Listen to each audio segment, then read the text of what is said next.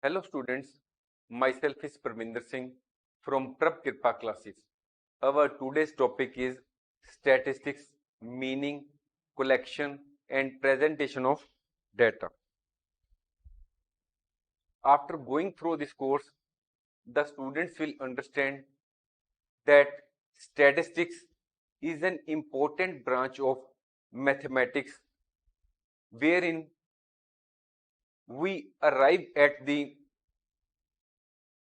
definite conclusions from the data which is available before us.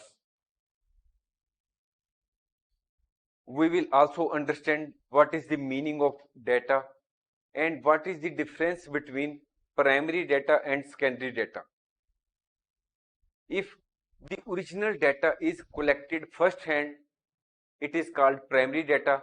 If the information or the data has already been collected by others and it is available for use by the individuals and researchers, that is, if we search any information on the Google or we get any information from the books or magazines, this is secondary data because the information has already been collected by other persons.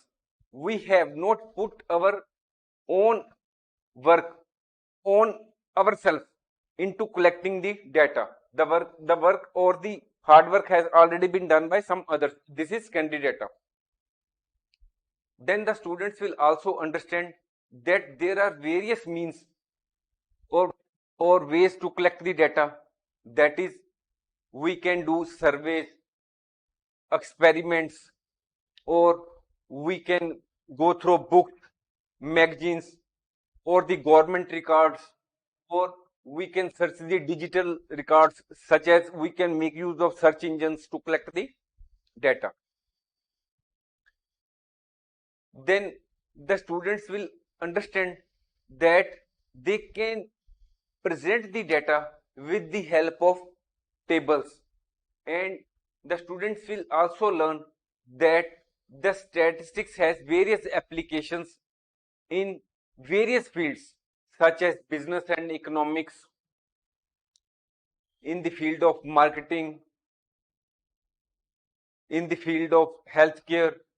In each and every sphere of life, statistics has its own impact because in each and every business, the decisions have to be taken only on the basis of the statistics. And in each and every organization, say in the healthcare industry or in the manufacturing industry or in maintaining quality control, the decisions have to be taken only on the basis of statistics. If the particular product is not selling much in the marketing, we will have to decide on the basis of the statistics that whether to continue to sell or what steps extra we can take. That is, we can take any decision only on the basis of the hard facts or the numerical figures which are presented before us. In this course, we will understand the presentation of data with the help of tables. We will solve some 4 or 5 examples in this course, and in the next course we will do practical examples of frequency distribution tables. Now the topic before us is introduction to statistics. Now we will understand what is the meaning of statistics, what is the difference between primary data and secondary data, how we can collect data, and how we should present data. Suppose we are watching television, and on the television we are watching news. The news are related to a cricket match between the two countries. How we can know that the particular team has won and the other stands defeated? The news will tell us on the basis of the data that this particular team has scored so many runs in the match, and so it has won. That is on the basis of the runs scored in the match, the particular team is declared won. So it is only the data or the statistics which come into the picture.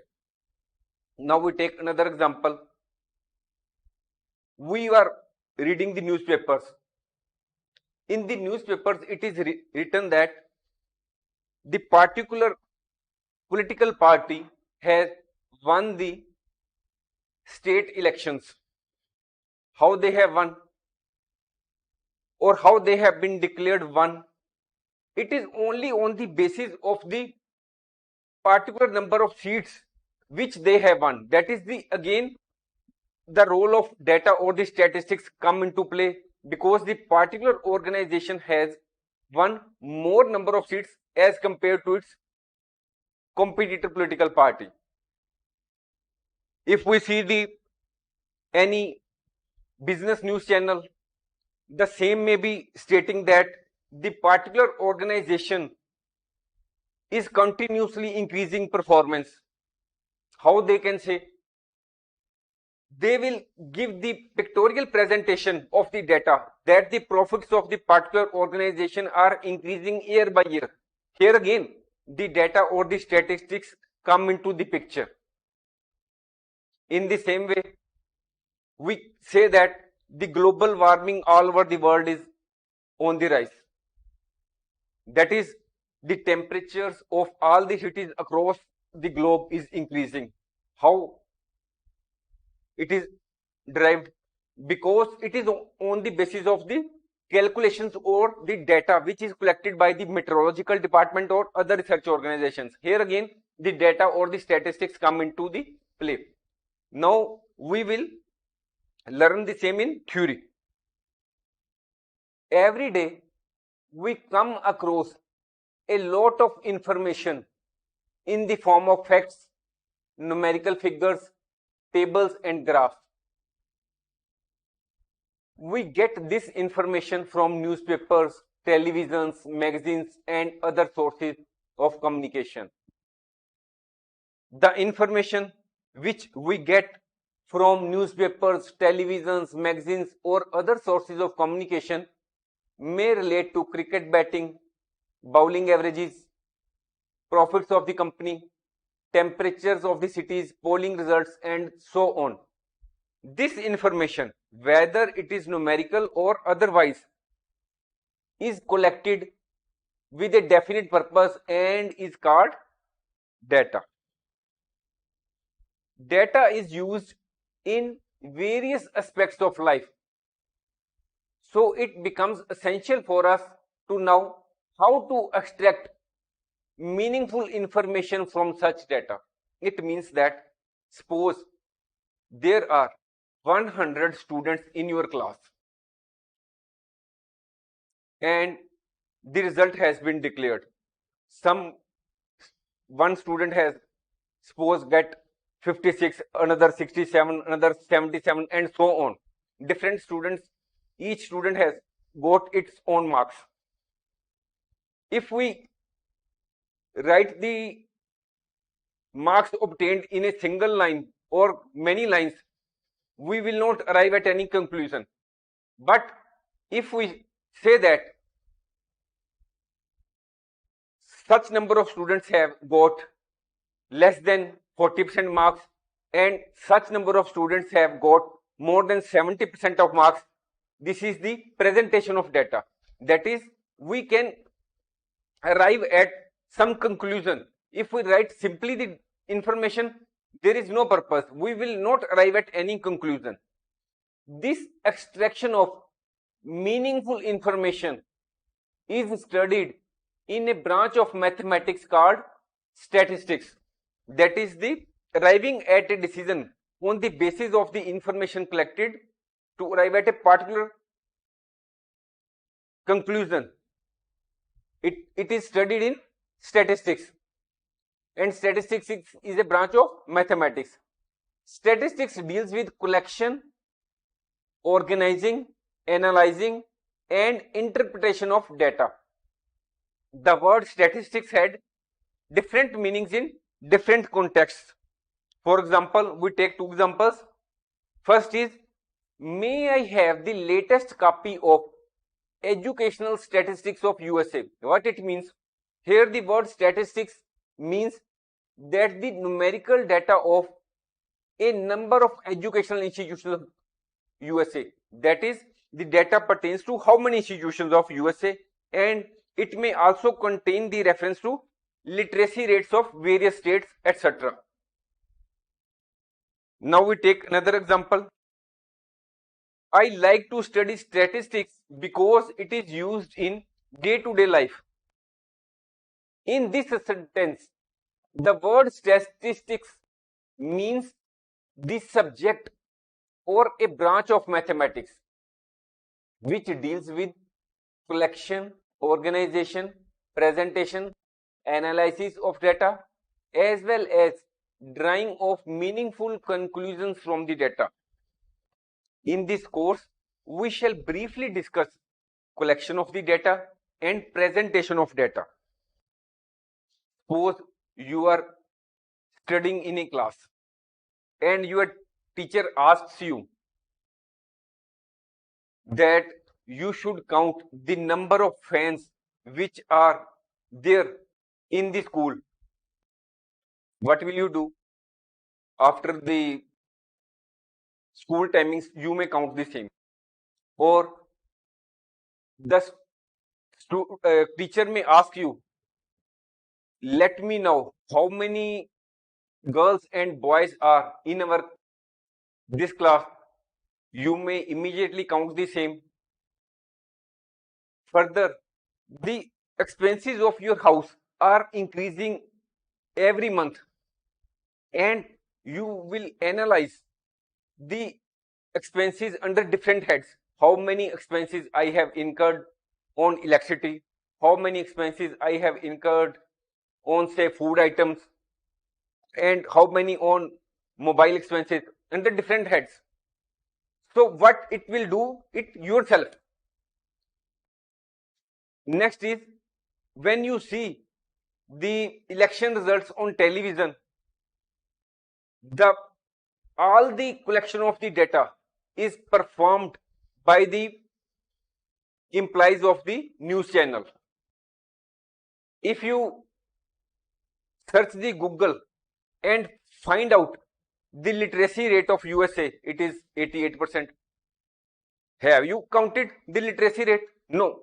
This work has been done by some other persons or other organizations, and they have published the same in some books, magazines, or I can get the same from the digital data which is maintained by the search engines. So what is the purpose of saying all this? We give below the 5 examples of data that you can collect from your day-to-day life. Now these are the 3 examples we have discussed early. That is the number of boys, girls in our class, number of fans in our school, and electricity bill of our house. In all these 3 works, we have collected the data or used our own, we have got ourselves involved in getting the data. So this is the data where we are involved ourselves. This is the primary data where we are ourselves involved in collecting the data. But in the case of election results which were being shown on the television or published in newspapers or other magazines, the work was done by others. The literacy rate figures have been collected and published by others, and we are only using the literacy rates for the purpose of writing some note. So where the work has been done by some other persons, this is the secondary data.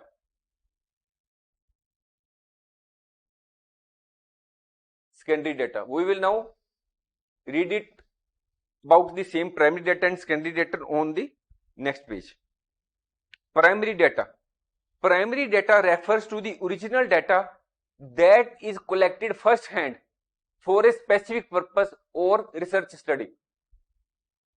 When we collect the data in respect of the fans or the number of boys or class, we are obeying the instructions of the teacher. When we are analyzing the different heads of expenses in respect of our house, that is, we are calculating the electricity expenses for the last 2 years, we are doing it to reduce the expenses under different heads. So we have a specific purpose. Primary data is collected through various methods such as surveys, interviews, observations, experiments, or direct measurements. Here we have used direct measurements. The examples of one primary data are 1, 2, 3, which we have discussed earlier. Now, what is secondary data? Secondary data means the data that has already been collected by someone else for a different purpose and is available for use by researchers and individuals. For example, the literacy rate data was collected by some organizations or individuals. They collected the data on the instructions of the government or the owner of the particular institution, so that the same may be published or the necessary action may be taken by the government to improve the literacy rate in the country. We are only utilizing this data, and that data is called secondary data. This data can be sourced from published materials, government reports, surveys conducted by other researchers or organizations, or digital databases such as search engines. Examples of secondary data have already been discussed at point 4 and 5. Now the question is relates to presentation of data. When we collect the data has to be presented in such a form which is meaningful. We had taken the example of our class where 100 students had appeared in the class and they secured different marks. And if we write on a single page all the marks obtained by different students, it means no purpose. However, if we say that such number of students obtained less than 40% marks and such number of students gained more than 70% marks, and compare it with the previous year's figures, we can say that the performance of the school or the class is improving or decreasing. So this is the presentation of data. That is, we can arrive at the particular conclusion. If we simply write the marks obtained by different students, it will not serve any purpose. So after collecting the data has to be presented in such a form which is meaningful, easily understood, and gives its main features at a glance, so that the necessary action can be taken for the purpose for which it was collected. There are various ways of presenting the data. We will understand the presentation of data with the help of tables. Now we will see. We will here consider first example. Consider the marks obtained by 10 students in a class test given below. Here are the 10 students. One student has obtained 55, another 66, another 95, and so on. Different students have obtained different marks. But what does this data show? Does this mean any sense to you? No. This is raw data. We have simply written the information in respect of the marks obtained by different students. From this picture, this data or information, we cannot, it is difficult for us to find out which is the highest marks and which is the lowest marks. But if we rearrange this information in ascending or descending order, we can easily find out that the lowest marks obtained by the student are this, and the highest marks obtained by any student are this one. Let us arrange these marks in the ascending order, in the increasing order. here we have rewritten. After going through the same, we observed that 25 are the lowest marks, and after that comes 36, after that comes 42, and so on in the increasing manner. We have rewritten the data.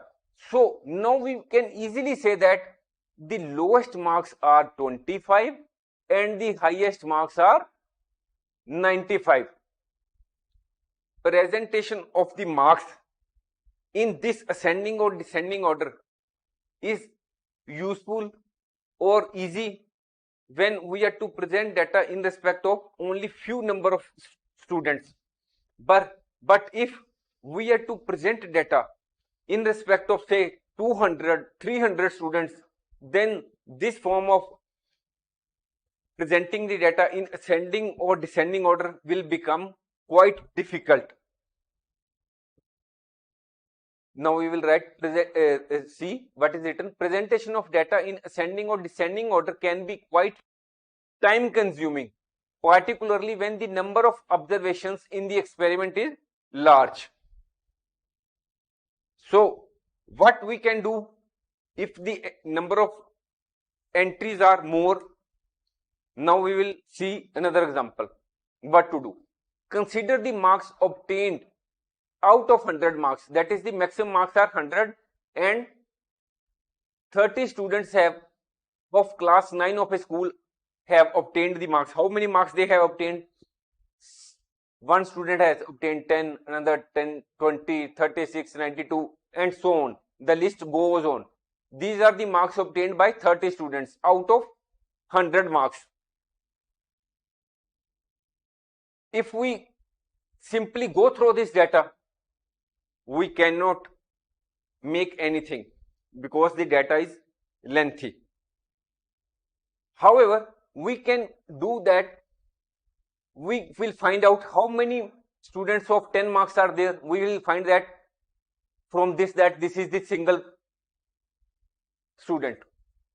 In the same way, 20, any other person or student has obtained 20? No. We will write this is the single student. Then we will find out the 30, whether any person has obtained 36, 36, 36, 36, 36. This is the 36, this is the 36, this is the 36. Any other 36? This is the 36. So 3 students have obtained 36. In this way, we will form the table that how much students have obtained the particular number of marks. In this way, we have formed the table that the particular number of students have obtained these marks. So in this way, 50 marks have been obtained by 3 students. We have formed a table. To make the data more easily understandable, the number of students who obtain a certain number of marks have been mentioned. Where we have done this. This is an ungrouped frequency distribution table, because if we make the group say up to 20, 0 to 20, 20 to 40, 40 to 60, it will be like a group. But here we have mentioned only the marks and the number of students who obtained the relevant marks. This is the ungrouped frequency distribution table, or we can say it that it is simply a frequency distribution table, and the table may become very large if the number of students are very large. So if the number of students or the number of entries are say 100 or more, we will make use of grouped frequency distribution table. What is that? Let us consider another example. Let us now consider the following frequency distribution table, which gives the weights of 40 students of a class. That is, there are 40 students in a class and the weights of all the students have been written, and we have grouped the students on the basis of weight. That is, all the students who have the weight between 31 to 35 have been mentioned here. In the same way, all the students who have the weight between 36 to 40 have been clubbed together, and so on. In the same way, from 75 to 71, only one student is there. That is, the number of students who fall in the group of particular weight are grouped together. This is the grouped frequency table, where we have formed the group of weight, and we have mentioned the number of students against that. Presenting data in this form simplifies and condenses data and enables us to observe certain important features at a glance. From this figure, we can easily say that only there are two students who have the weight equal to 66 or more than that, or there are only 11 students who have weight between 31 to 35 kg. We can arrive at some conclusion, but here is again a problem. What is that? Suppose a student comes new admission and he has weight between 35 kg 0.500 gram, and another student comes which has weight between 45 and 46, that is, he has the weight of 45 kg and 500 grams. Now, where will you put? Because there is no group where we can add these two students. Now we will see it in the next example.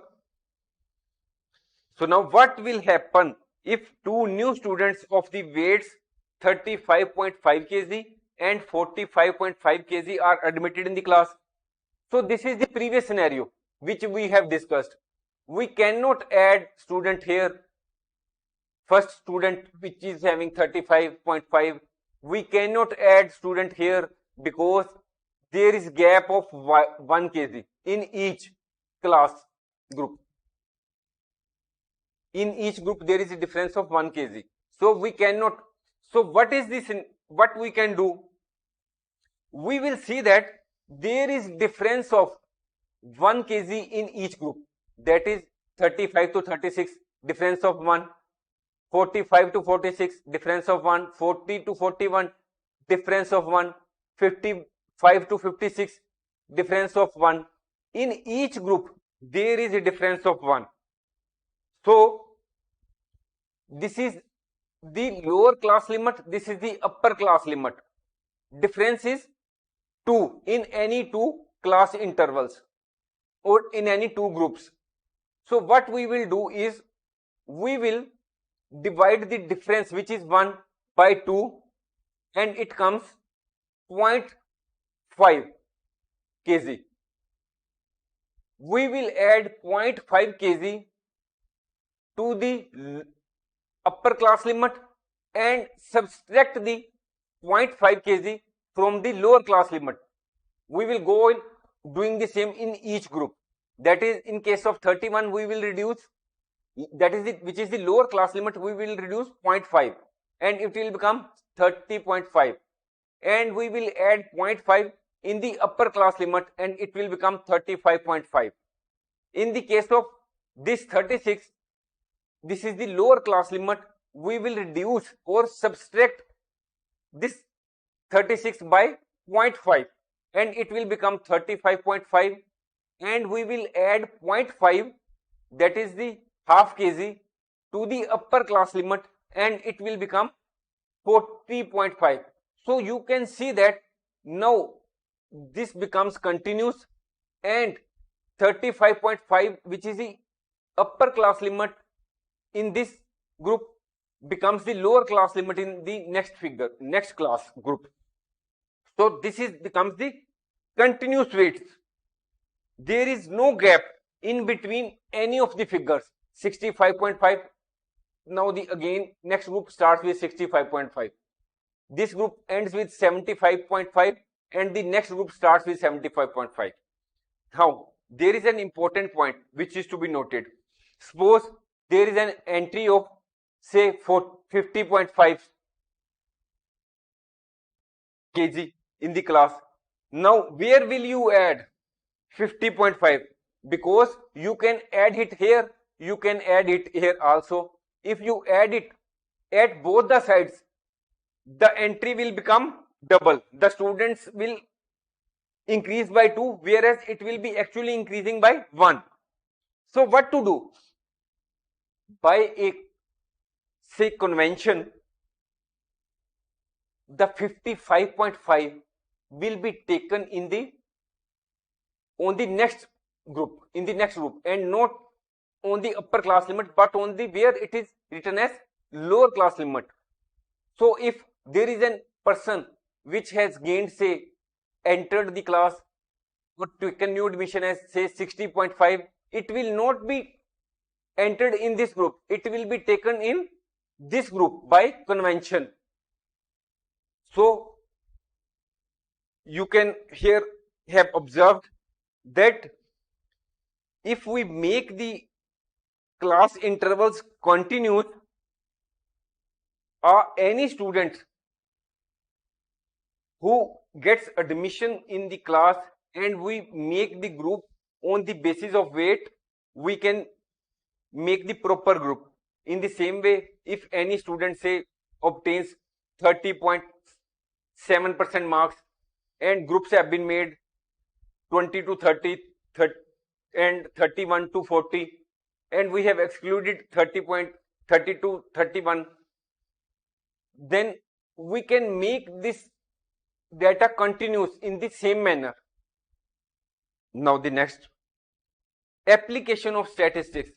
Statistics is used in a variety of fields including business, economics, social science and natural science. How statistics are used in business and economics? Suppose you have been asked to do a research on the particular product, say washing powder. You are an employee of a company which is dealing with washing powder. You will do the market research and will give your report on the basis of facts and figures that this company is selling its products at this price, this company is selling its product at this price, this is the sale of the particular company, and this is the earnings of the particular company, and how the customers behave if the prices are made up or lower. So all this type of research is based on, or you give your report only in the form of statistics or the data, so that your employer can take necessary decision whether to increase the price or what type of or which price should be set for the product which is to be launched in the market. In the same way, forecasting is done in business, that at what price we are likely to gain maximum profits, or at which price we can get maximum demand from the public. Then we do financial analysis, that is how much profits have been earned by the particular company, what is where they are doing expenses. All these are presented in the form of statistics. All the decisions are taken by the organizations as well as the governments on the basis of the statistics. However, some populist measures are also taken by the governments. We will leave that aside. Most of the decisions which are of business nature are taken only on the basis of the hard facts or the statistics. Statistics is also used in opinion polls. When the polls are likely, say in 1 month, the opinion polls start pouring in on the newspapers that the particular political party is likely to win the majority. How they get this? They conduct surveys and present it on the basis of the particular data that the particular organized or particular political party may win. This is only based on the particular data. Population analysis is also based on statistics. and statistics is also used in understanding social phenomena. Healthcare. Statistics also plays a crucial role in medical research, clinical trials, healthcare planning. Sports. Statistics is used to analyze player performance, team strategies, and making informed decisions in sports. If the particular sportsman is not performing well in the matches which he has played, he may be asked to leave the matches, or he may not be nominated for the next match. How it is decided? It is only on the basis of the performance which is in the form of data or statistics. How many matches he has won, in how many matches his performance was not up to the mark. All this information is only in the form of data or statistics. Quality control. If we are selling a particular brand of product and we are daily receiving many complaints regarding its side effects, what we will have to do? We will do quality control. It is only on the basis of the statistics that we have decided to take this step. Statistics is used in manufacturing industries to monitor and improve product quality. These are only a few examples of how statistics is used in different fields.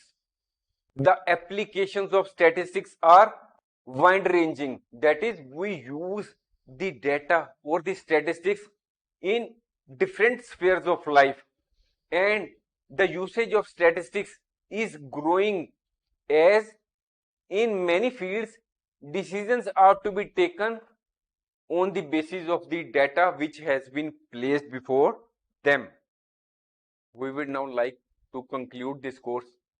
The information, whether numerical or otherwise, which is collected with a definite purpose is called data. Data is used in various aspects of life. The extraction of meaningful information from the data is studied in a branch of mathematics called statistics. Statistics deals with collection, organization, analysis, and presentation of data.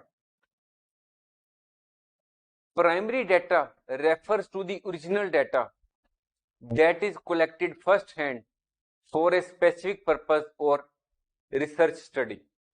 Primary data can be collected through various methods such as surveys, interviews, observations, experiments, direct measurements, etc. On the other hand, secondary data means the data that has already been collected by someone else and where we are not directly involved, and the data has been collected by someone other for a different purpose, and the said data is available for use by individuals and researchers. The secondary data can be sourced or obtained from published materials, which is in the forms of books, magazines, government reports, surveys conducted by other researchers or organizations, or digital databases. After collecting data, we can present data in the form of tables so that the data is easily understood and give its main features at a glance. Hello students, myself is Parminder Singh from Prab Kirpa classes. Our today's topic is Introduction to Bar Graphs, Visualizing Data with Precision.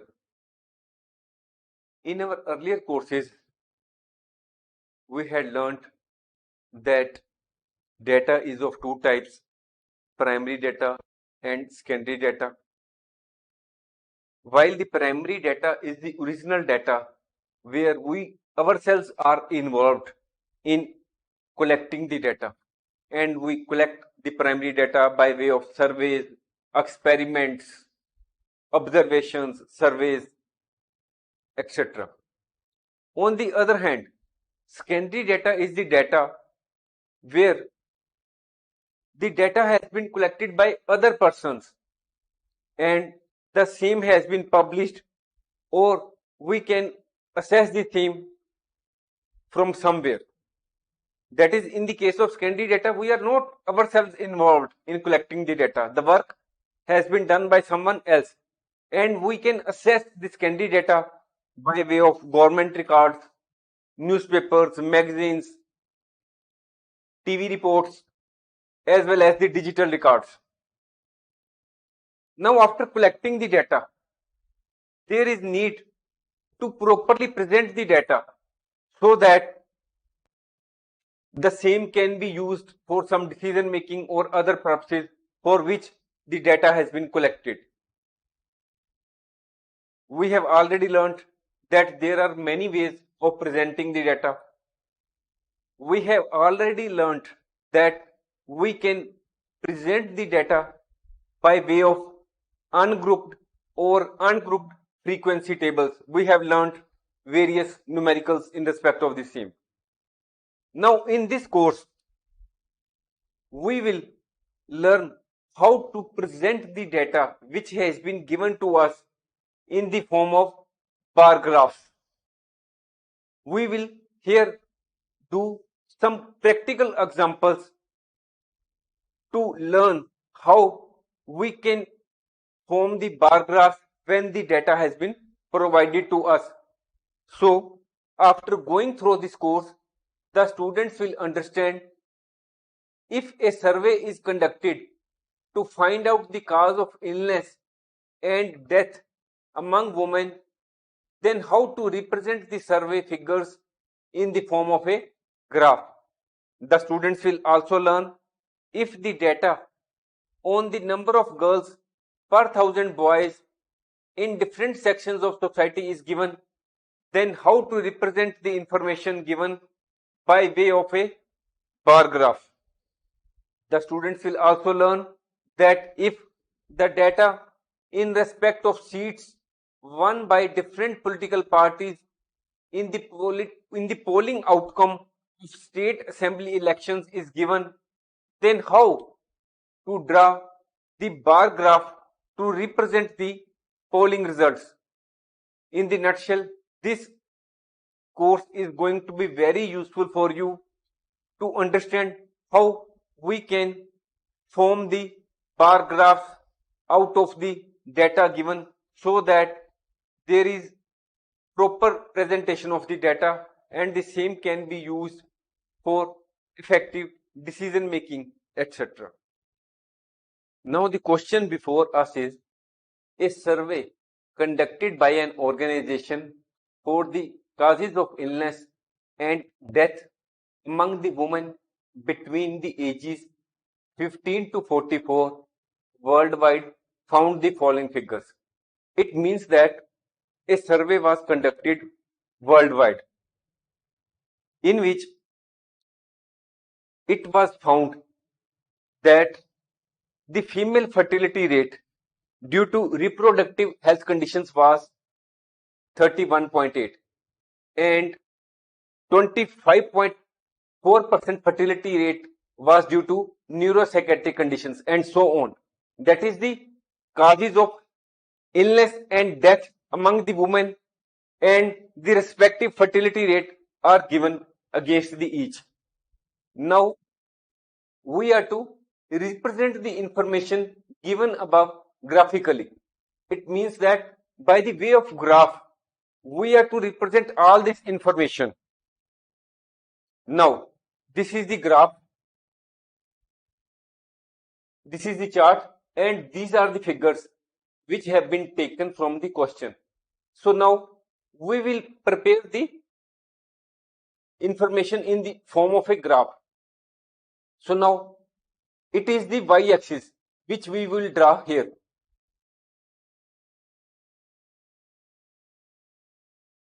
This is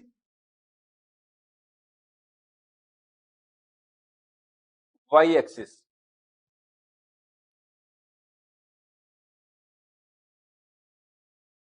This is x-axis. The information which is changing is female fertility rate. Normally the information which changes is taken on the y-axis. So here we will write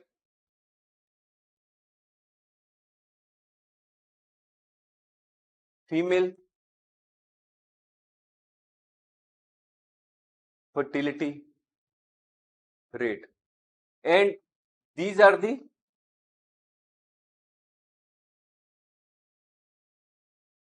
causes of illness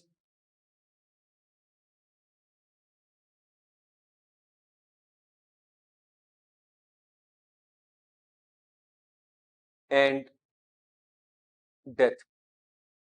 That is on the x-axis we will take causes of illness and death, and on y-axis we will take female fertility rate. So now, what is reproductive health conditions? We see that the maximum figure mentioned is 31.8 and the minimum is 4.1. So we will here draw the graph.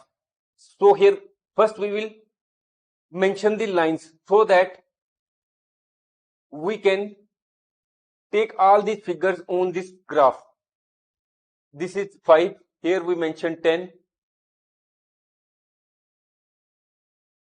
15. After every 3 cells, we are taking the interval of 5.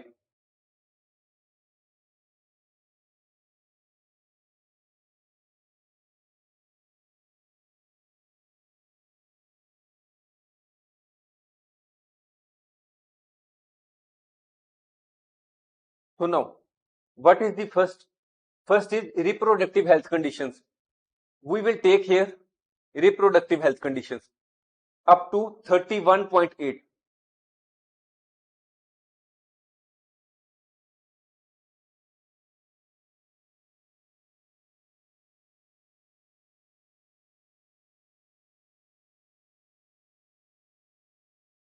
You are to draw the line straight in the examination. This is 31.8 and this is reproductive health conditions. As I am mentioning in short words, you can here mention RHC,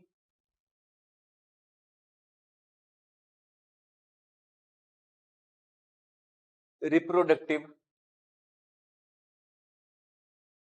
health conditions. Now, next we take neuropsychiatric conditions. You can mention here NC.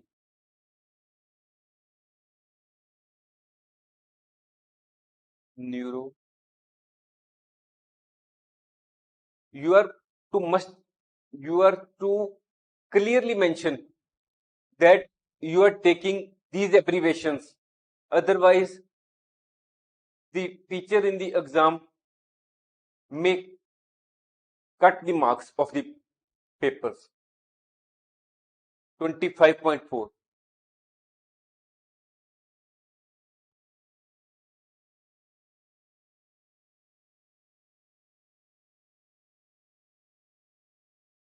In the exam, you can change the mark sheet on which you are writing answer sheet accordingly. But here we cannot change. That is why we are not able to draw the lines in a straight line. Then these are the injuries.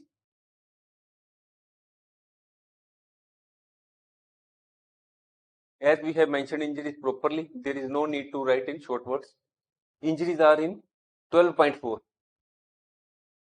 Here we can say that this is up to this point. You have to take approximation.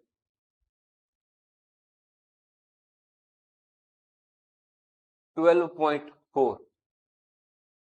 Next is cardiovascular conditions.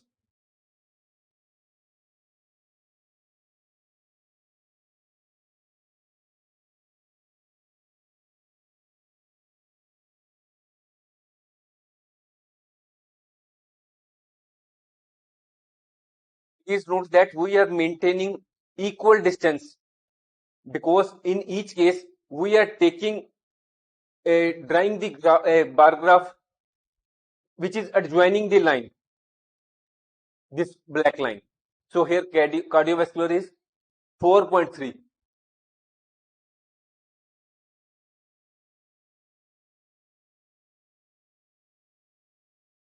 4.3. Next is respiratory conditions.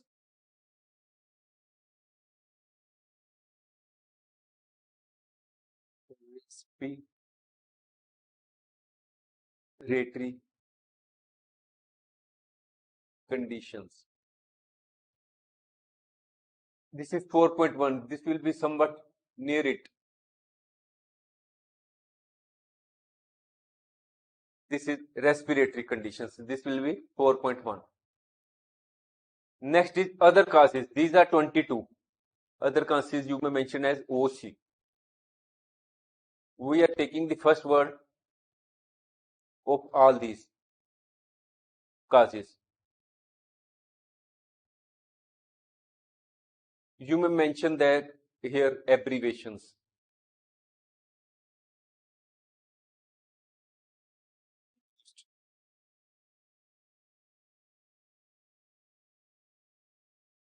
Now this is the other causes. This is 22. Can mention it here. 22.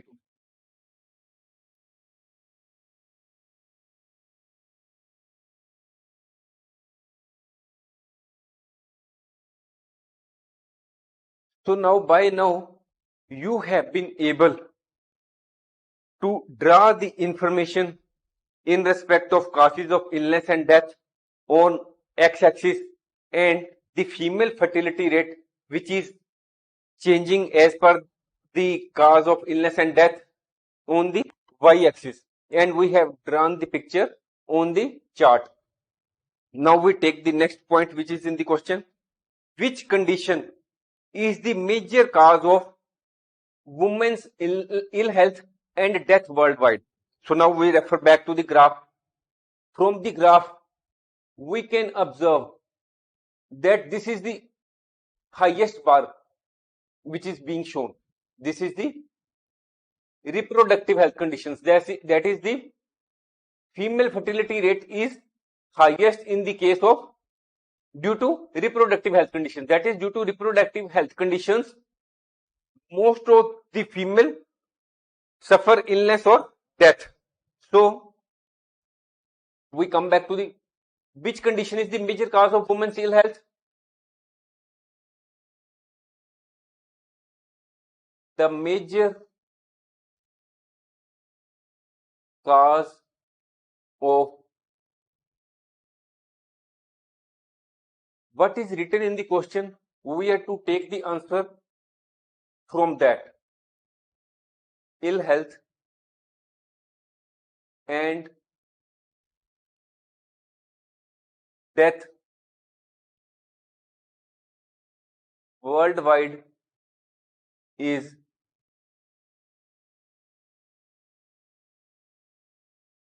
reproductive health conditions. So this is also clear from the chart which is a table as well as also from the graph which we have drawn. Now next, try to find out with the help of your teacher any two factors which play a major role in the cause in two women's ill health and death worldwide above being the major cause. That is, what are the main two factors which cause reproductive health conditions, ill health? What are the main causes? That is, what is the main cause which is resulting into the death or illness of the woman due to reproductive health conditions? So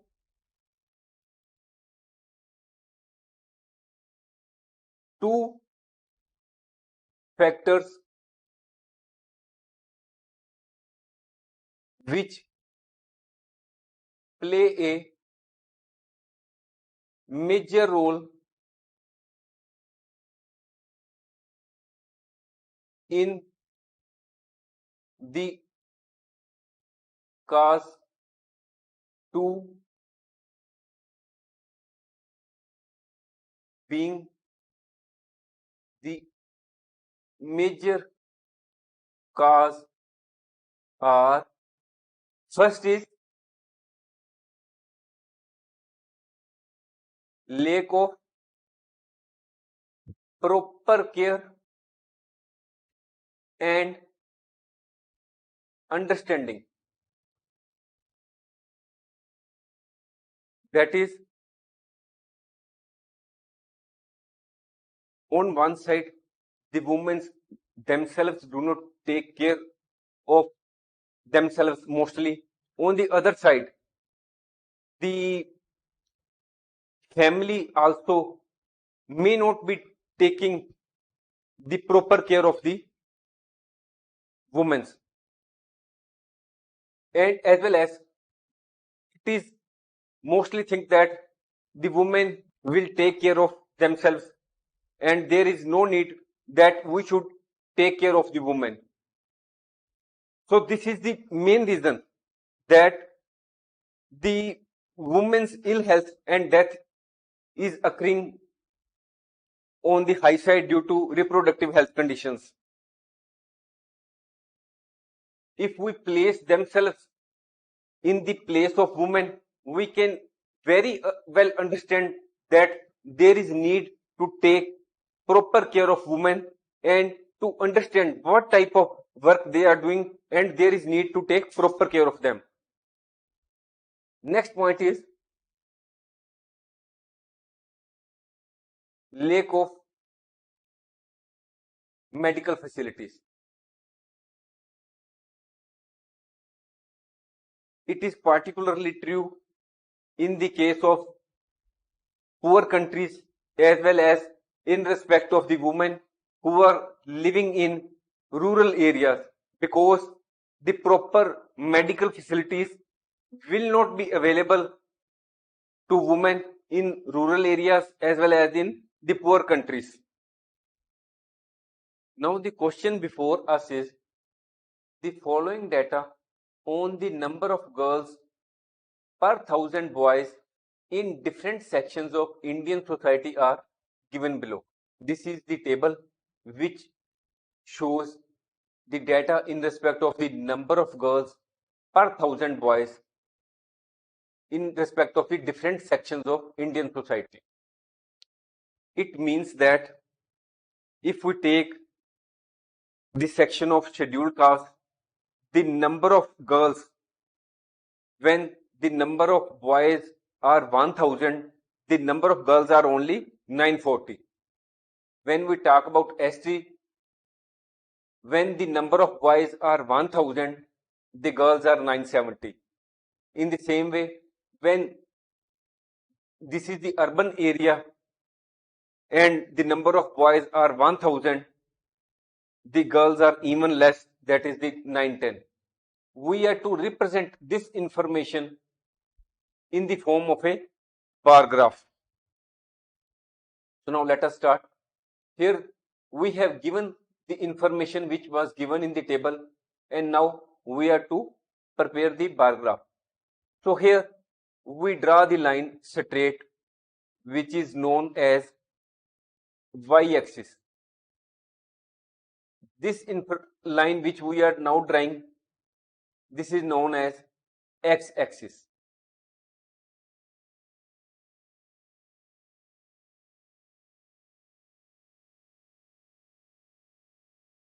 Now the bars can be drawn vertically as well as horizontally, but normally the bars are drawn from x-axis to y-axis toward upper side, that is vertically.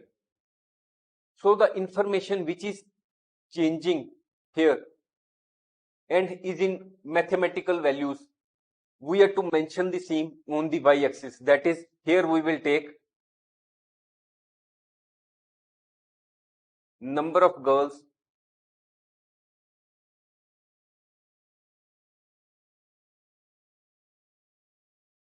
per thousand boys. Here we have forgotten one thing, that when we are to draw the y-axis, we are to add a kink here. Why this kink? Just like there is a kink in the thermometer when we are sick, and the same is used for measuring the temperature. In the same way, here is a kink. Why this kink? Because here the information which is given in the table, the lowest is 910. So now we will have to start from 910, from somewhere in the table. So here we assume that this is the 910, and after every say 2 lines we take it as 920. So when this difference is 10, how it is 910? So we assume that from this point to this point, this is number of boys, number of girls are 910. So that this is the purpose of kink, that we assume that up to this point the number of girls will be 910. So every 2 points, 2 cells, we are taking the information, adding the information by 10, 930, 940, 950.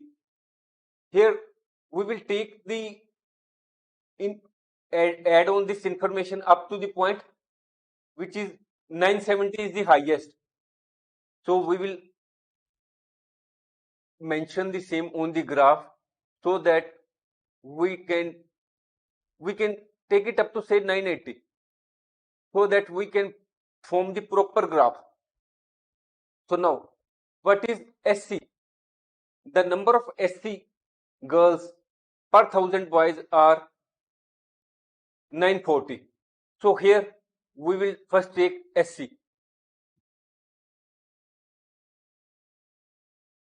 It is to be noted that when we are to draw bars, the same should be of equal width in each case, whether it is SC or ST. So now first we will take SC. We are drawing the bar in respect of SC. This is 940. So now there should be also equal distance in the case of each sections. Equal distance between the two sections, which we are taking the distance here. That is when we will take the third, we will take here. That is the equal distance. We are taking from black to this point in equal distance between two. So this is ST, this is 970. So here we will take up to this point 970.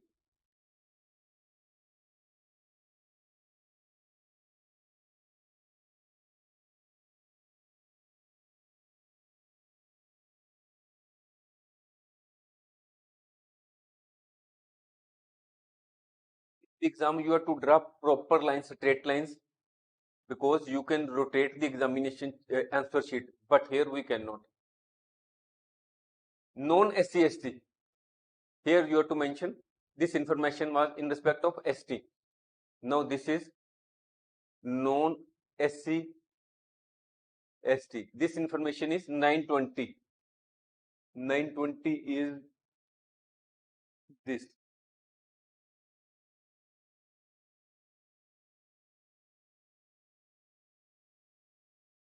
920. So now backward districts. Backward district. So here it will be here. This is 950. 950 is here.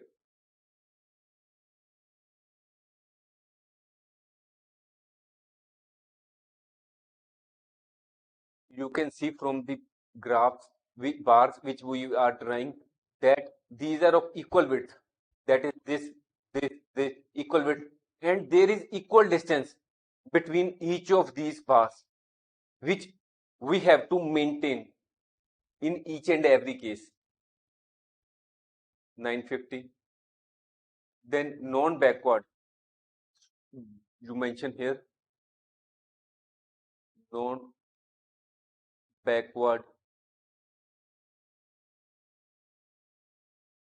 districts. This is 920.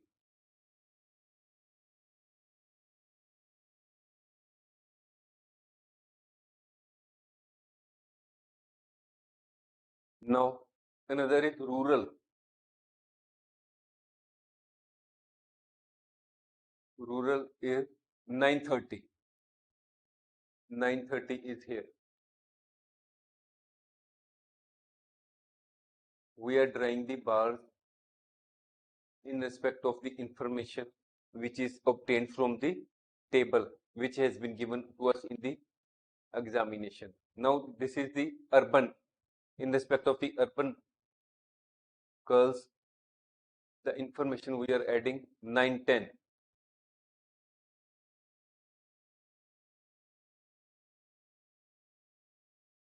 Backward it was 920.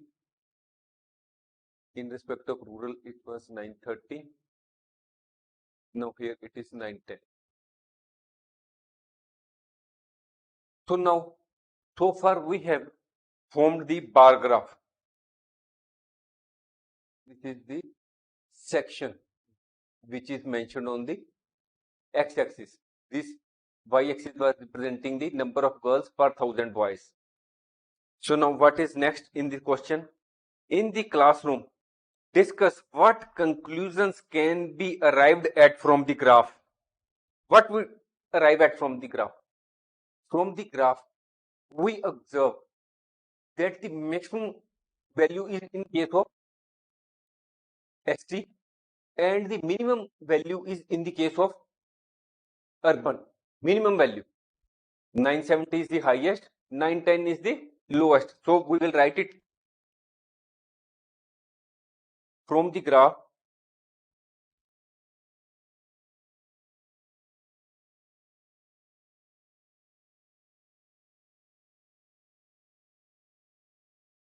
We come to conclusion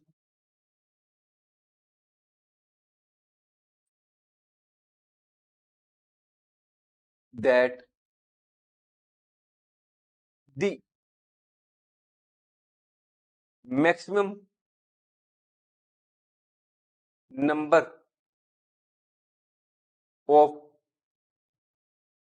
girls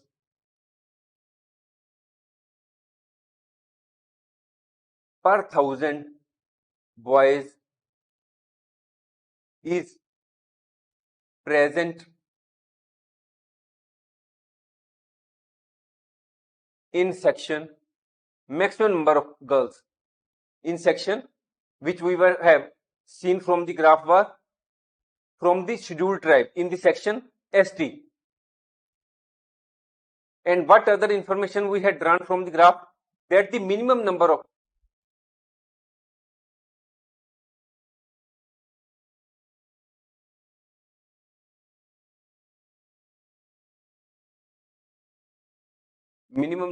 girls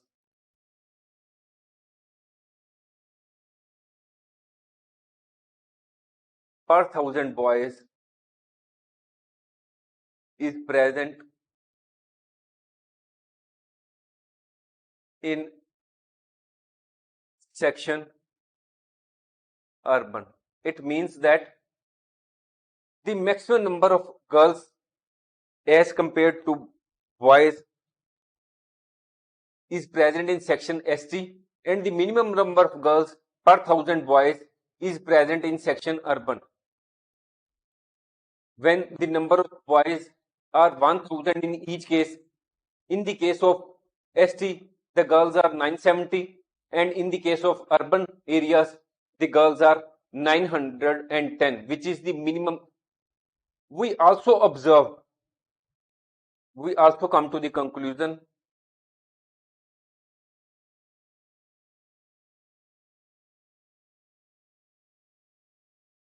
conclusion that, what conclusion? We will see the graph. You see here from the graph that in the case of SC and ST section, the number of girls are higher as compared to non-SC ST. In the case of backward districts, the number of girls per 1,000 boys are higher in comparison with non-backward districts. And in the case of rural section, the number of girls per 1,000 boys are higher as compared to urban. That is, these two are higher in comparison to this. This one is higher in comparison to this. This is higher in comparison to this. So we will write here that we come to the conclusion that number of girls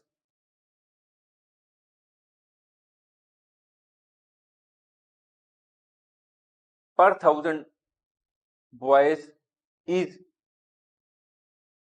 higher or greater, whichever you like, you can add greater in SC ST section. SC and ST section, then in non-SC ST section.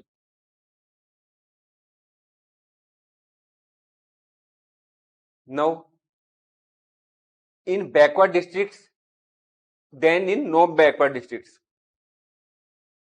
is higher in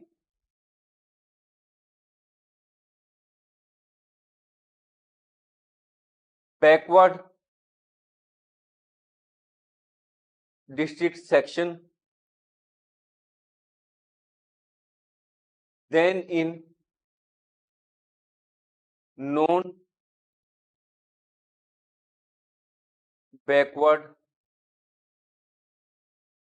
districts section. Higher in number of girls per 1,000 boys is higher in rural in comparison to urban. Is number of girls per 1,000 boys is higher or greater in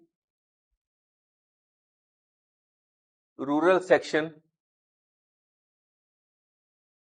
than in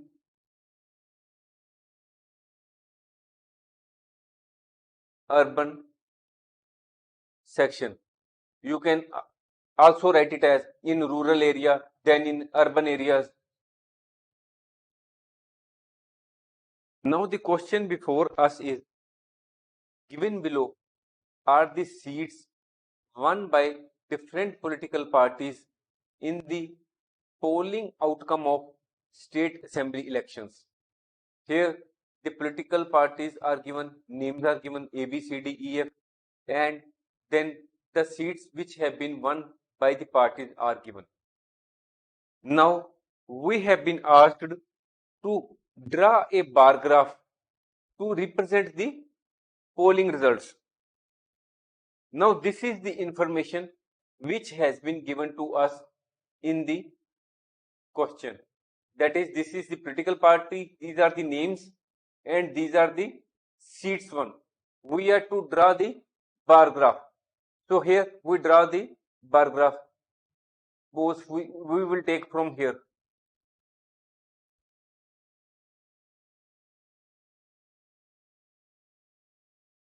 We will draw the line. This is the x-axis. This is y-axis.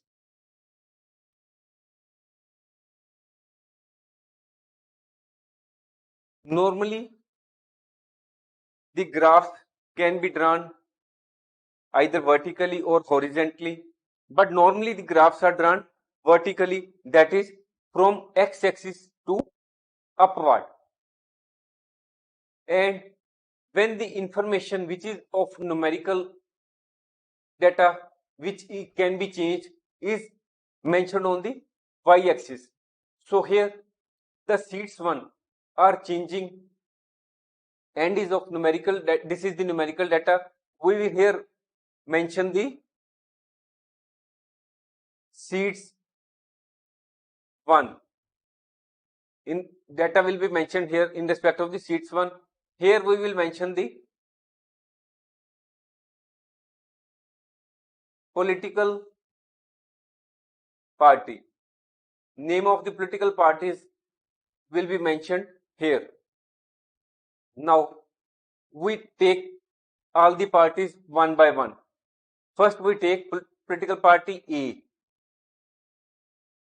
Now what is the value minimum and the highest and the minimum? Minimum is 10 and the highest is 75. So we will start from 10. We will draw here 10 for every cell. 2 cells we take the value as having difference of 10. 10, 20, here it is 30, it is 40, it is 50, it is 60, this is 70. As the maximum seats 1 are 75, so here we will take the table up to 80. So now what is the political party A has won? It has won 75 seats. So it will be here. We will form the bar in respect of political party A. So this is the bar. You have to draw the straight line. So this is the number of seats won by political party A are 75. Now next is B. Please note that when we are drawing bars, there should be equal distance between the one bar and the another bar. So here the value is 55.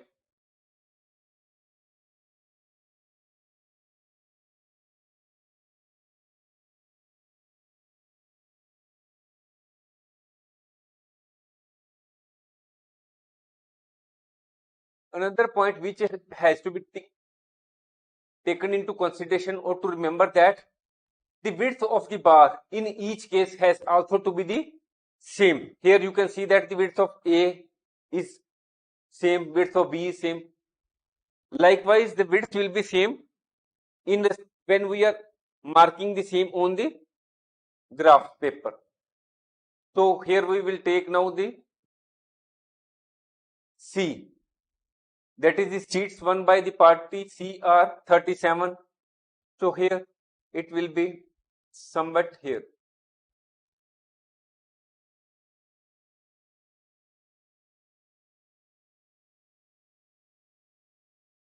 Here it is 37. Now the next party is D. D political party. Here also the bar graph will be of equal width.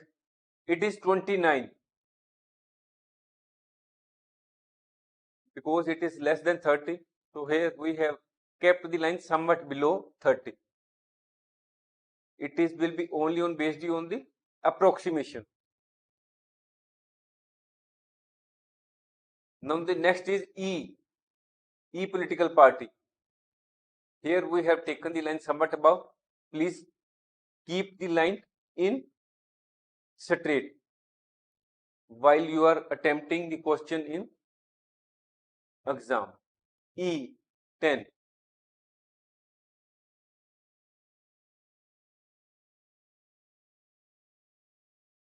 Now the next party, political party is F. It is 37. Here 2 points. It will be somewhat here. Okay.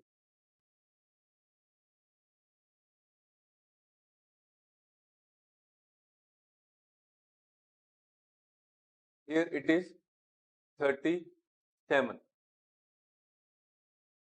So here we have so far formed the bar graph which represents the polling result.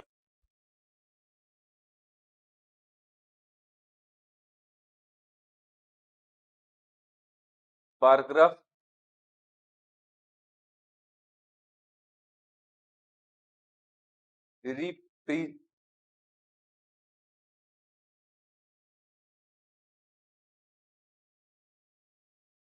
representing poll results. So now what is the next point in the question? Which political party won the maximum number of seats? Which political party won the maximum number of seats? From the bar graph, it is clear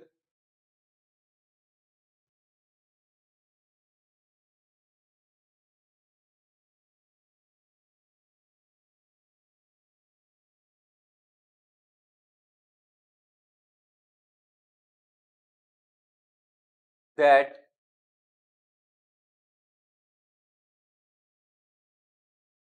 political party A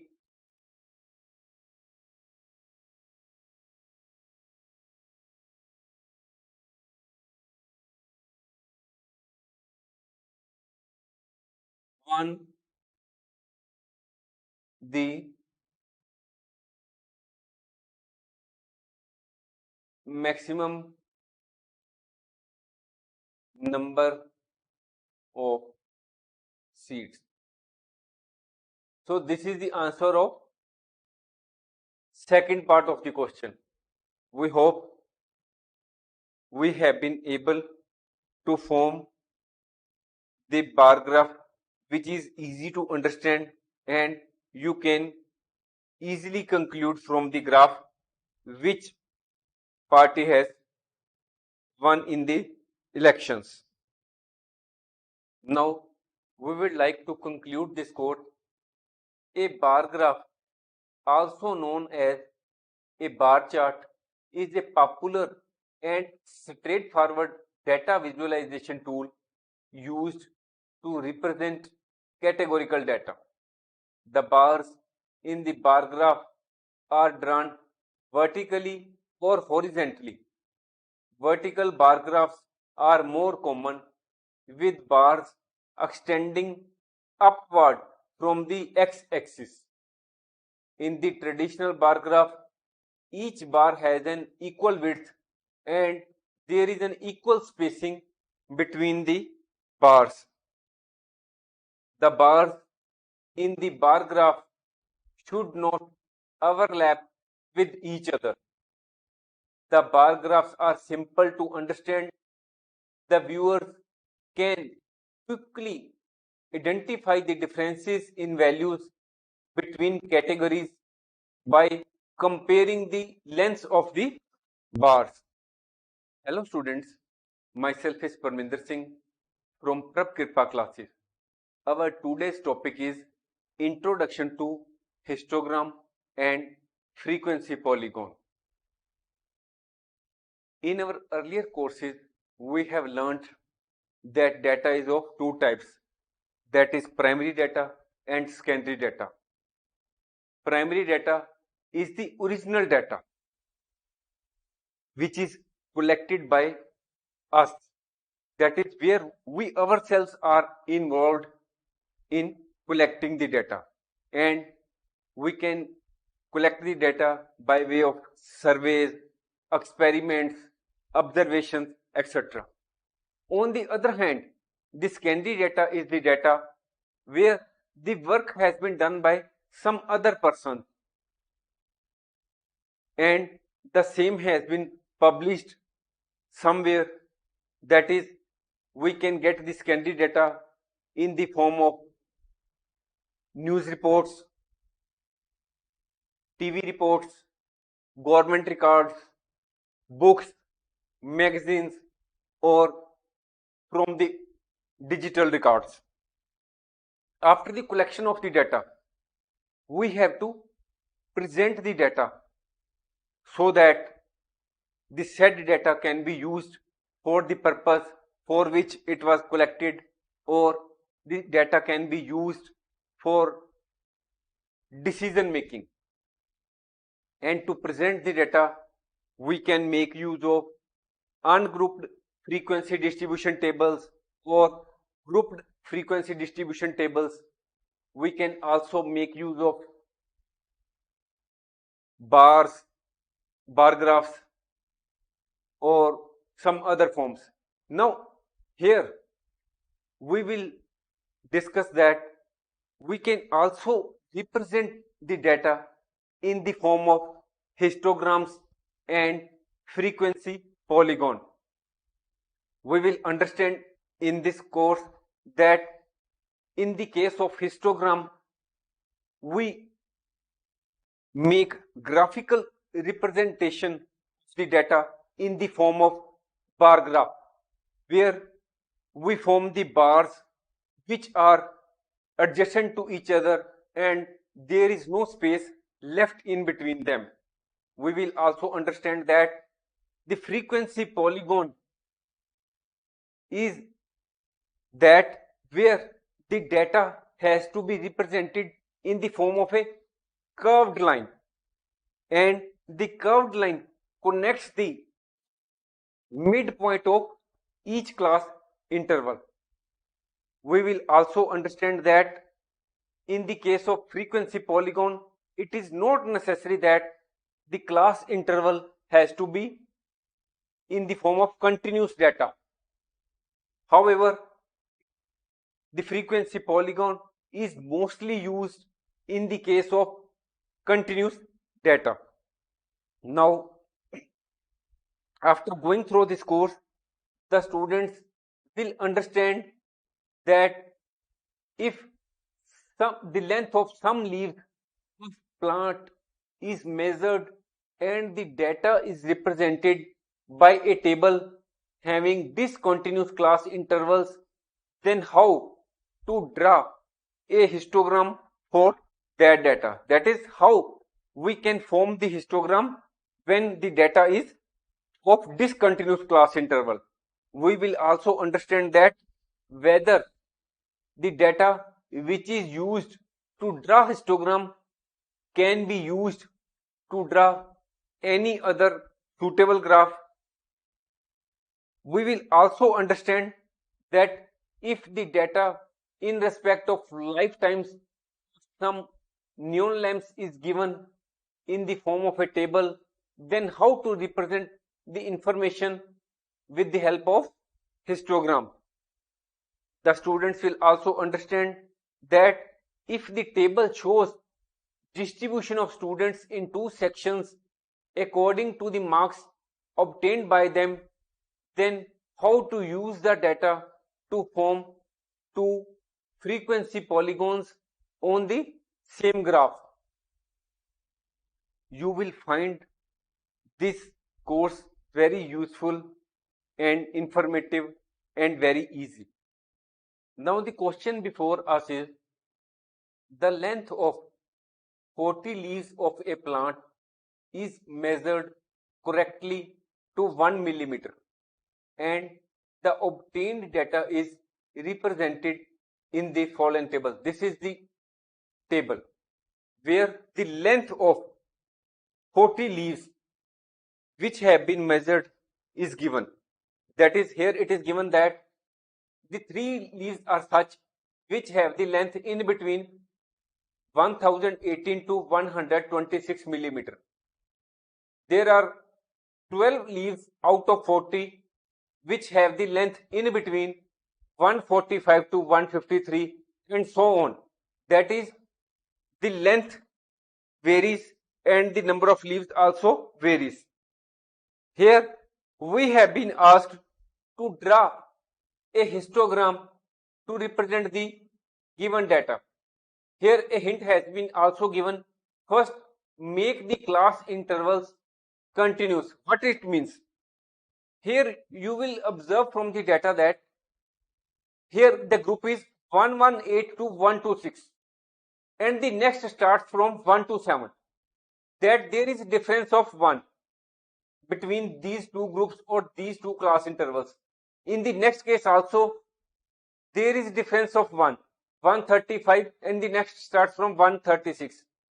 And in the case of next also there is a difference of 1. The continuous data means that data, if we say that from 112 to 126 and the next data starts from say 126, and in the same case if the next data starts from 135, then there is continuity in the data. There is no gap in between these any two class intervals. There is no gap. This is the continuous data. So now the hint which has been given to us, that first we have to make these class intervals continuous. That is, there should be no gap in this upper limit of the class, this class interval, and the lower class limit of this class interval should be the same. That is, this entry should be the same with this entry should be the same with this. How it happens, we will now discuss the same. Now first we will learn what is the meaning of histogram. Histogram is the graphical representation of the data. What data? Which is continuous in nature.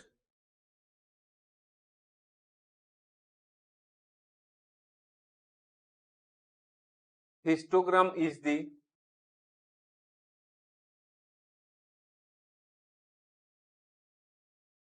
graphical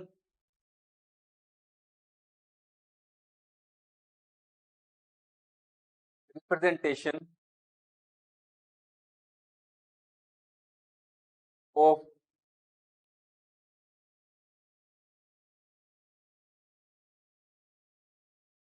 continuous data. How we are to represent this data? In the form of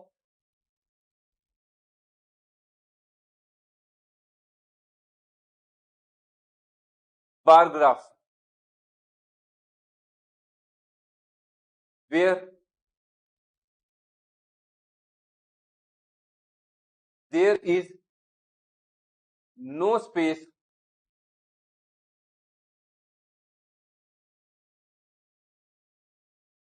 between the graph.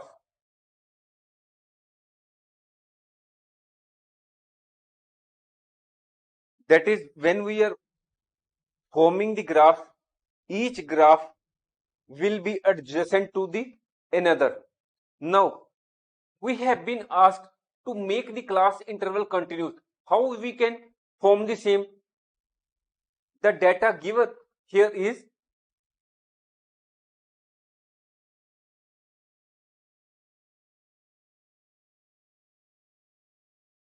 discontinuous.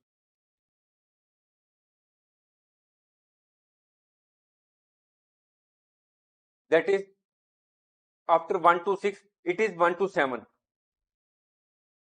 This here is given is discontinuous. That is, the class intervals are discontinuous. So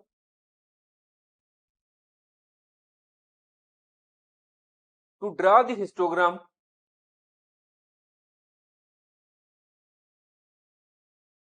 we have to make the data continuous, because as you have already learned from the definition of histogram, it is the graphical representation of continuous data. So here, as the data has been given in discontinuous class intervals, and to draw the histogram, we have to make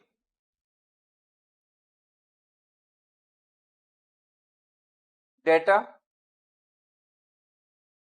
continuous. So how we can make this data continuous?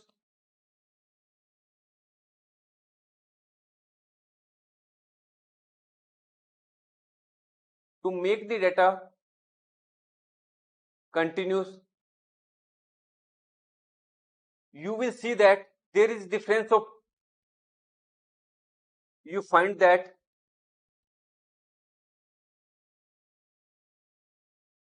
there is difference of or gap of 1. You can see that 126 to 127, 1. 135 to 136, gap of 1.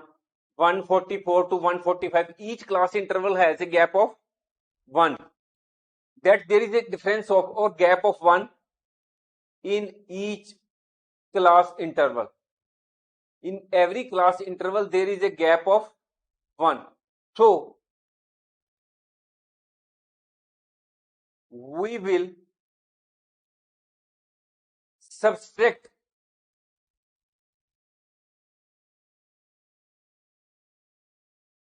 half of 1, that is 0.5 from lower class limit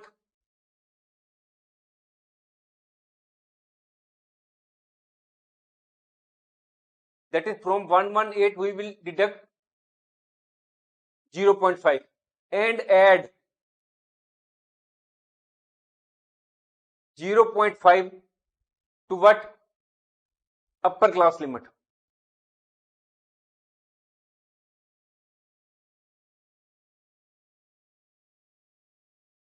So we will go on doing this. We will subtract 0.5 from the lower class limit in each class interval and add 0.5 in the upper class interval, upper class limit. So it will go on. So the table comes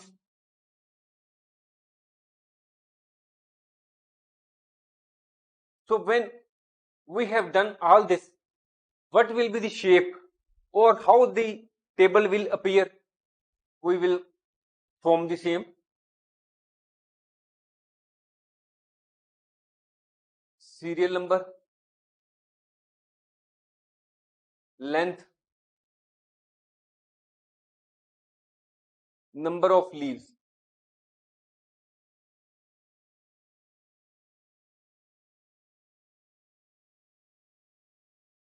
Here we will draw 7 serial number 1, 2, 3, 4, 5, 6 and 7. 1, 2, 3, 4, 5, 6 and 7. So what will be the first case? When we deduct half, it will become 117.5 to 126.5. Next 127. As the data will become continuous, it will be come here. So now 135 we will add 0.5. This item will appear again here because we will reduce 136 by 0.5. 135.5 to here we will add 0.5.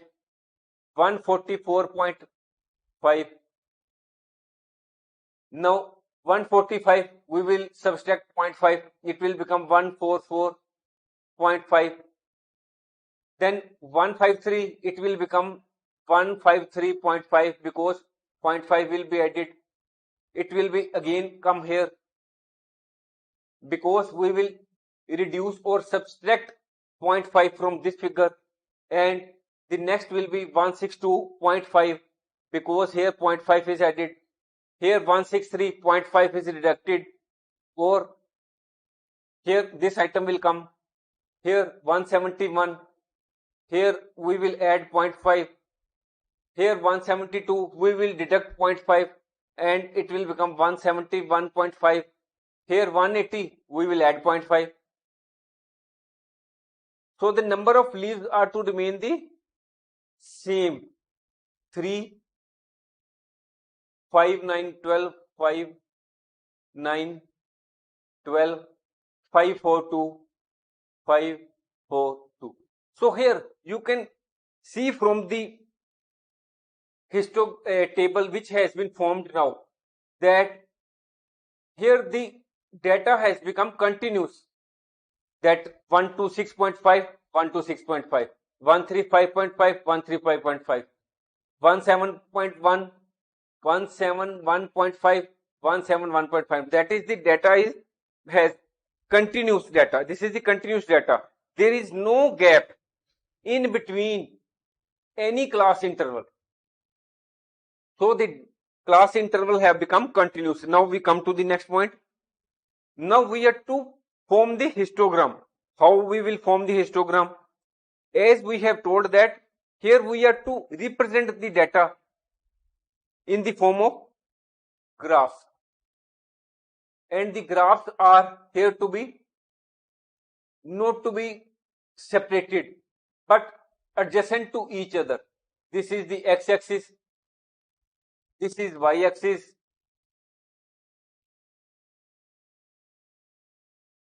Now what you can see that what is changing here, we can take length here below and the number of leaves are to be taken on this side. Number of leaves, what is being taken on the x-axis? It is length in millimeter. What is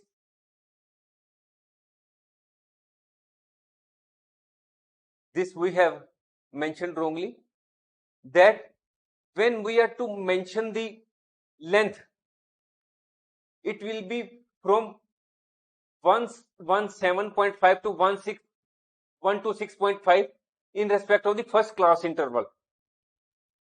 So here after some distance we have to mention the kink.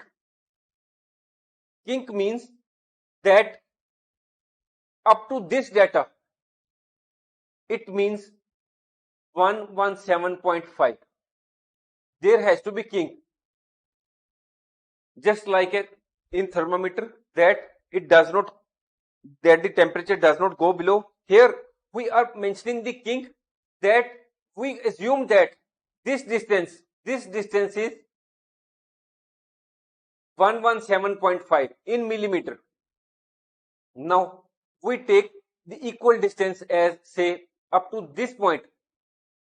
Up to this point we assume that this is 180, which covers this, say, 2 points, 2 cells. So it is 1 to 6.5. From this point to this point we take it, represent, this is the x-axis. So here 117 to 126.5, here the number of leaves are mentioned. We will take it from only this side, 1, 2, we have to mention 12,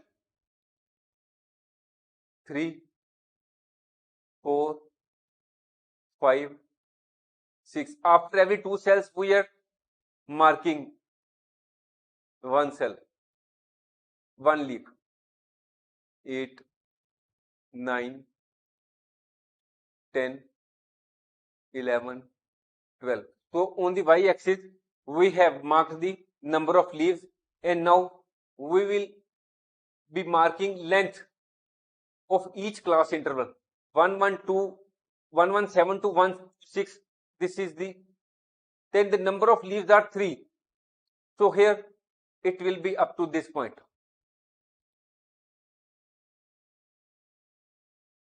So this is the first class interval which we have mentioned here. So the leaves are 3. Next is 1 to 6.13.5. So as we will take equal width. So here it is 135.5, which represents this point. You can also write in such a way that there is no problem in reading the same. So here it will come here. You are to connect this. You are not to leave any space between 2 bars. These are all adjoining because the data is continuous. Here the number of leaves are 5. The next will be 9. Here we have to leave 2 cells so that we can mark 144.5. You can also write in this way 144.5. As in the exam, you can rotate the answer sheet, you can mark it properly, but we cannot do so here. Then it is 9. 9 comes up to this point. So here it will be up this. You have to draw straight lines while you are marking the lines. Here it is 9. So here the next is 135.135.5. So here it is up again up to 2 cells and it will be 12 leaves.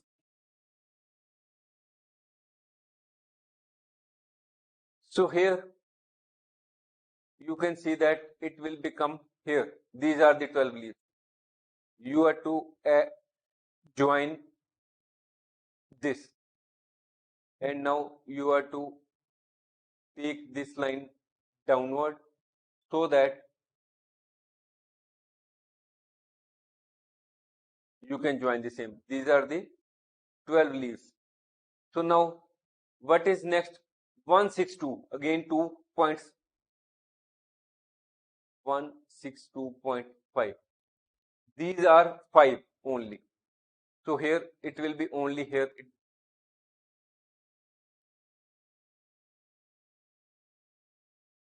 These are 5. Now you have to mark length up to 171 point. Again 2 cells we are taking 171.5. These are 4 in number. Here you have to mark this. This is represents line represents 4.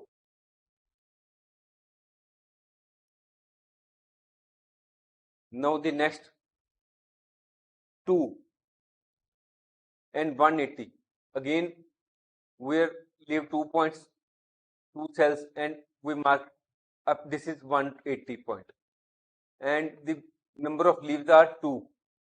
You can mark the same.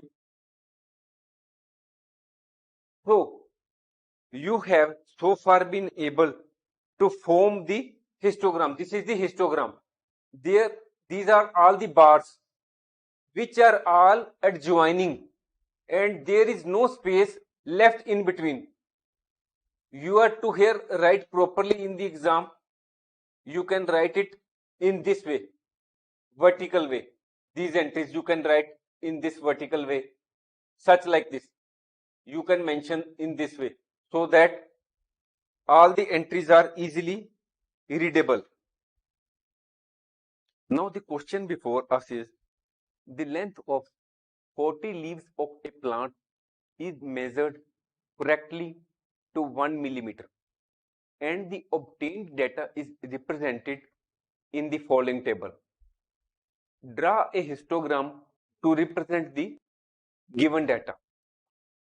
We have already solved this part of the question, that is 4.1. We have already solved.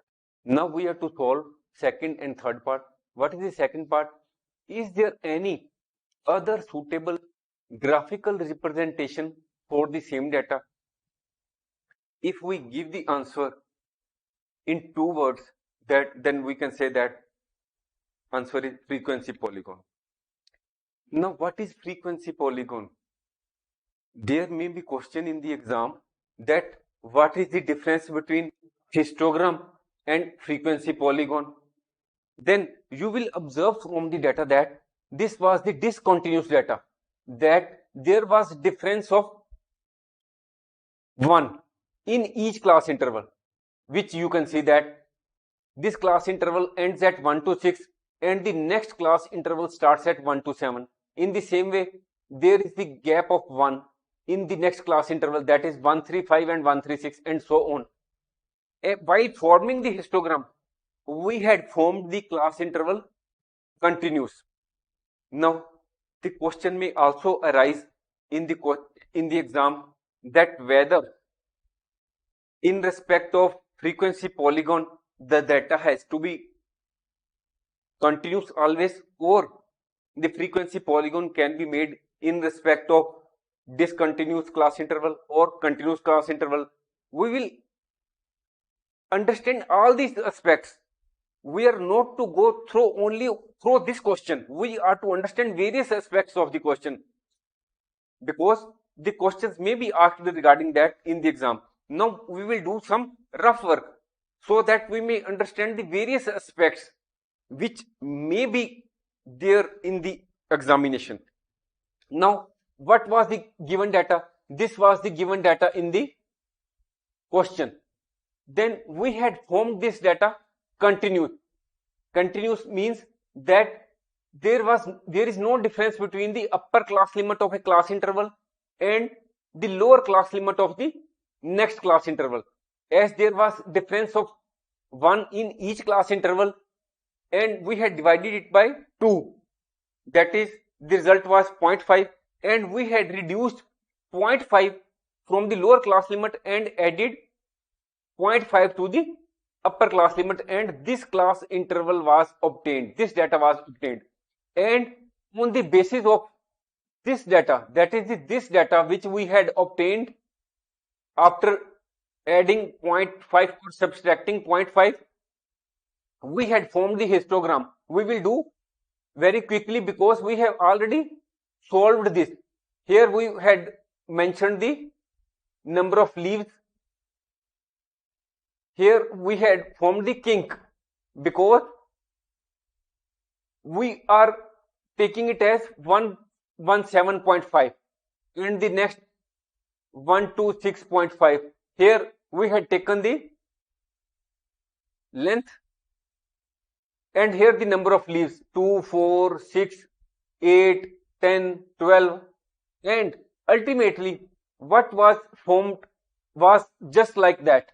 We are only doing some rough work, and after doing all this we had formed such type of data in the form of bar graphs. This was the histogram. We are making only a rough work so that we can understand the various aspects of this question. This was the histogram where these are the bar graphs and there is no difference, no space between any two bar graphs. Now in this question it was pointed out that whether there is any other form to represent this graphical data, to represent this data graphically. The answer was yes, we can represent this data in the form of frequency polygon. What is frequency polygon? In the frequency polygon we represent the data in the form of a curve. Now whether the curve will be like this?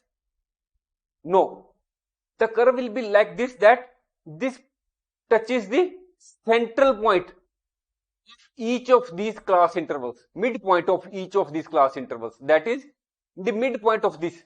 That is, if we calculate the midpoint of these two, it will be 122. If we calculate the midpoint of this, it will be 131. If we take this point, midpoint, it will be this.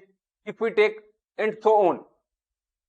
We will, in the case of frequency polygon, we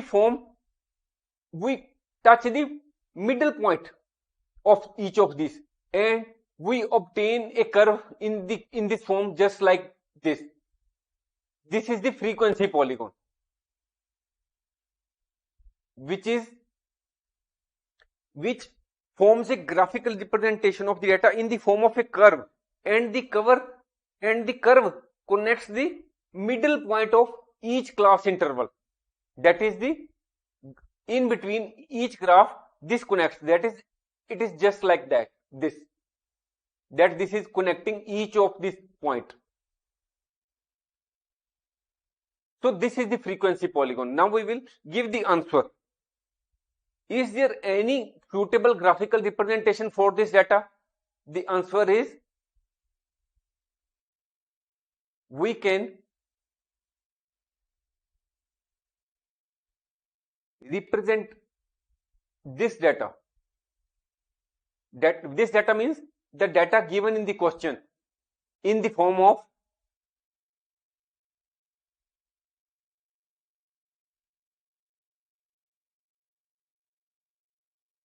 we can graphically, because there is term graphically, we can graphically represent this data in the form of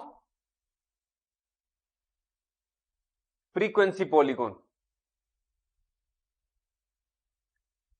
Now, if we restrict our answer to this point, there may be many other students in the exam which will this answer. But in this competitive world, we have to write somewhat extra to gain an edge over the other students, or we should also understand the other aspects which we will do here. While histogram represents the data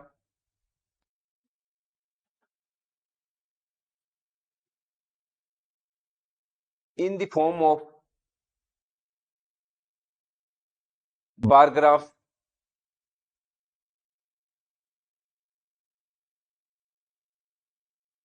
represent the data in the form of bar graph without any spaces between the bars. We had seen that this was the bar graph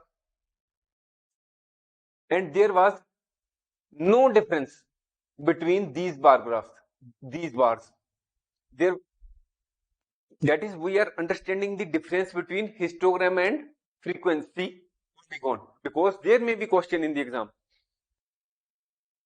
Whereas a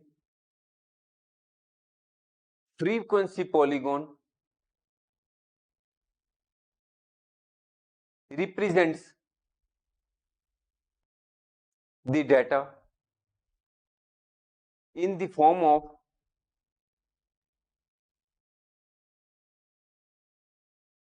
curved line. That is, it depicts the data in this form depending on the data, curved line. Now, the question may also arise, as already discussed, that whether we can form frequency polygon in respect of this data, that is the discontinuous data, or the data has to be continuous, because the histogram is to be made in respect of the continuous data. Histogram requires that the data has to be continuous class interval. That is, there has not to be difference between any class interval, no gap. The answer is that in the case of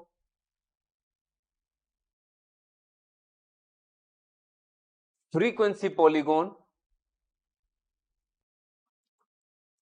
it is not necessary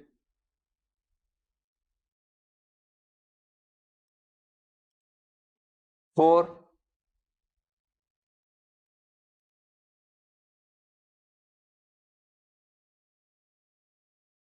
the data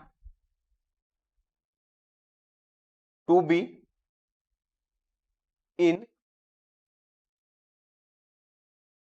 continuous class intervals. That is, there is no need that the data has to be represented in this form, that the data should be in this form. There is no need. But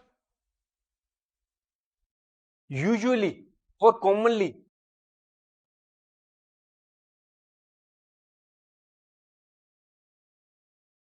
frequency polygon is used with continuous class intervals. That is, though our question was only restricted to this point that we can graphically represent this data in the form of frequency polygon, we have also understood the various other aspects, that is the difference between frequency polygon and histogram, and whether the histogram requires continuous class interval or discontinuous class interval. We have also understood whether the frequency polygon requires continuous class intervals or the data should be in the form of continuous class intervals. Now the next point of this question, is it correct to conclude that the maximum number of leaves is 153 millimeter long?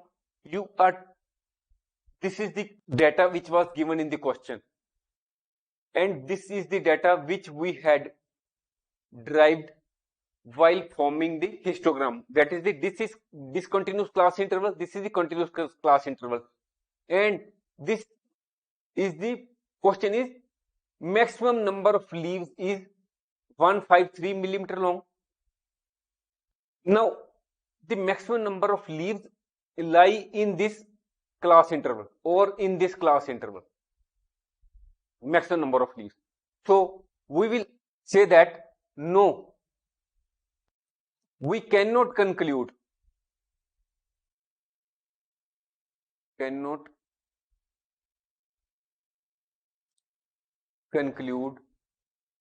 that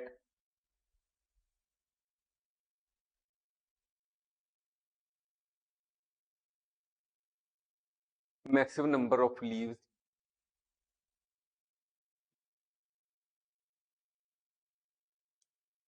are 153 millimeter long.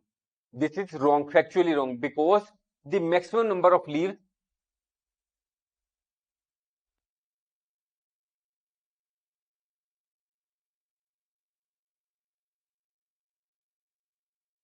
because the maximum number of leaves are lying in this class interval, lying in between the length of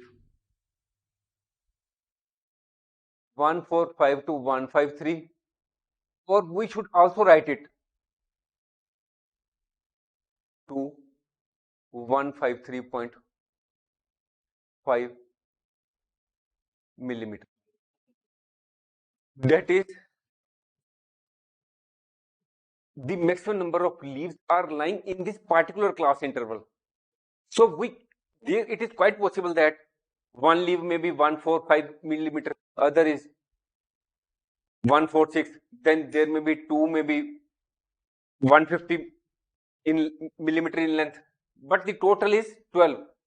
So this point total is represents this class interval. That is, the length may lie between anything between these two class intervals. So we hope you have understood this question from various perspectives, not restricted to what is asked in the question.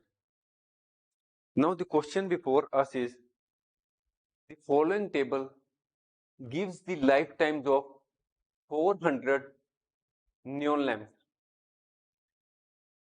Represent the given information with the help of a histogram. Then how many lamps have a lifetime of more than 700 hours?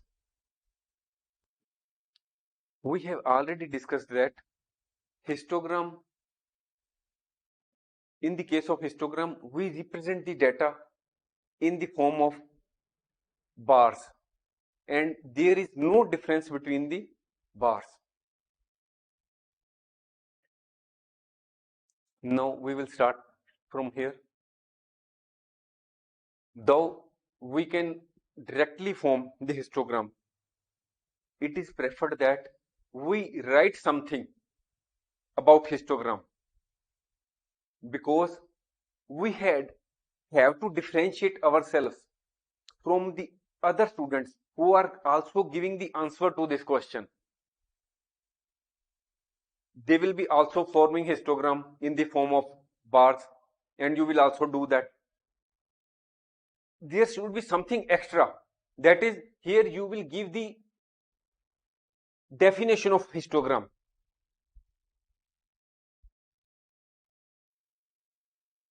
Histogram is the graphical representation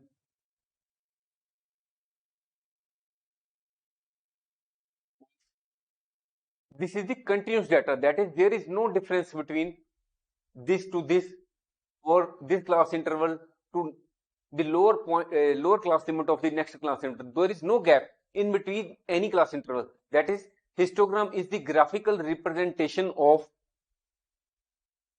continuous data.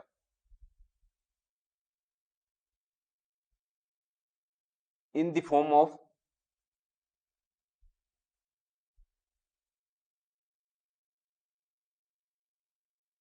bars, and there is no gap between the bars.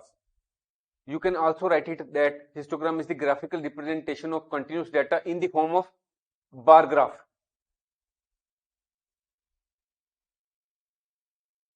Just like we go to the market to purchase something, and there are two shopkeepers which are selling the same type of product at equal price, we will buy the product from that shopkeeper which gives something extra free. In the same way, if we do something extra while giving answer to the question, we may get some extra marks or preference in comparison to the other student who gives less explanation or simply forms the histogram. But we are giving here definition extra. So here we will form the histogram. Here we will mention lifetime. Here we have not formed kink because we will start here from, say, 300, then it will be 400. After every 2 cells we are mentioning the same.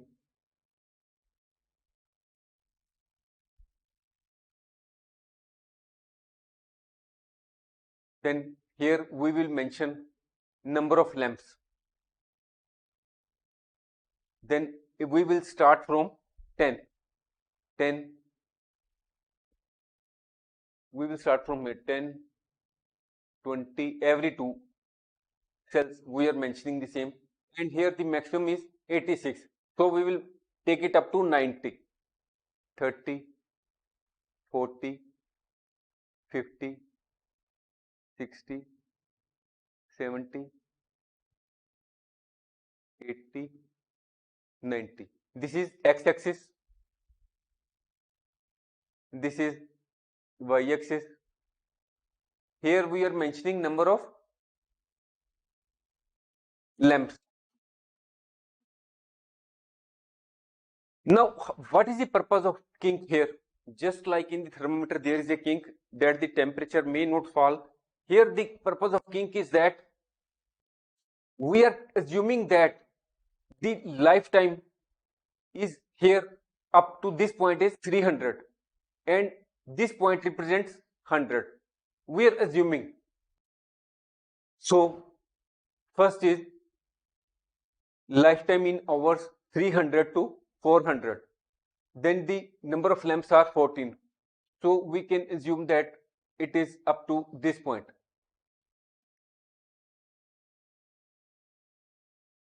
Next is 56. 56 lies something between this point.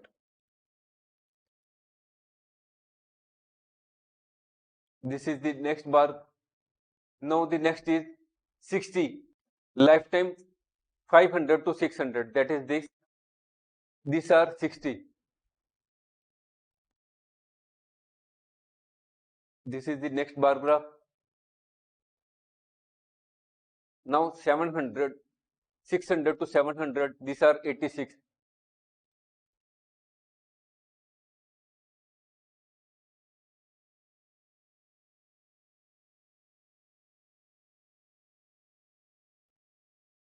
You have to draw straight line because we are not in a position to rotate the answer sheet just like in the exam you can.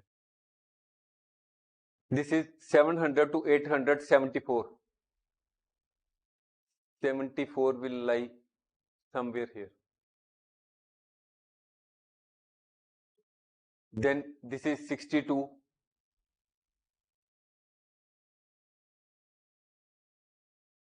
$800 to 900. Then 900 to 1000, the number of lamps are 48. It will lie somewhere between this point. So we have formed this histogram. You are to mention here the number of lamps in each case. It represents 14. It represents 56, 60, 86, 74, 62, then 48. We have formed the histogram where the data has been represented in the form of a bar graph, and there is no gap. You can see here that there is no gap between any bar, no space in between any bar. So now we come to the next point of this question. How many lamps have a lifetime of more than 700 hours? Now we go through this data. Now the 700 is mentioned here at 2 points. Now this is the problem. What to do? Whether we should count from here or we should count from here. What to do? Lifetime of more than 700. That if we count from this, there will be many more lamps. If we count from this, the number of lamps will reduce. Now this is the convention that in case of such like of continuous data, we are not to take the data from the upper class limit, that is from this. When the something is mentioned twice, then by convention we will ignore this upper class limit and we will start from that point where this particular data or information is given in lower class limit. That is, we will start from here. For the purpose of more clarification, we can say that this data, that is the lifetime 300 to 400, it represents 300 is equal to 300 or more than 300, but up to 400, but less than 400. That is, here we will count the lamps up to only 399. Here in also in the case of 600 to 700, we will take all the lamps which are equal to 600 or up to 699. That is, all the lamps which have the lifetime will fall in this category. So here in this category, the lifetime is up to is equal to 600 or up to 699 hours. So any lifetime, the lamps which have a lifetime of more than 700 means that we are to start from here. Here, what is the meaning of this? That is, all the lamps which have the lifetime of 700 or more than that, or more than that. So all this data which falls in this category, here all the lamps have the lifetime of more than 700 hours. So we will calculate the total. The number of lamps having a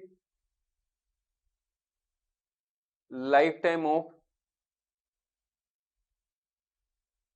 more than 700 hours is equal to 74 plus 62 plus 48. We will do rough work.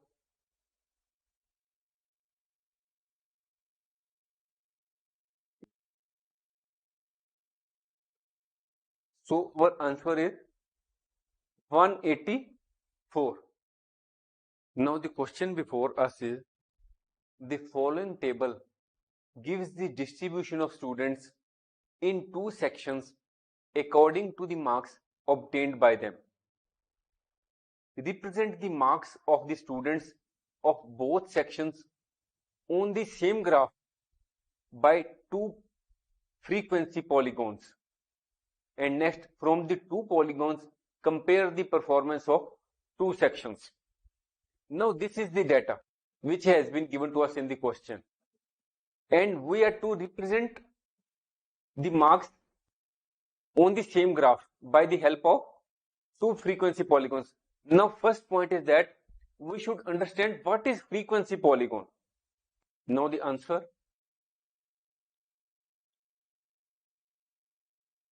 frequency polygon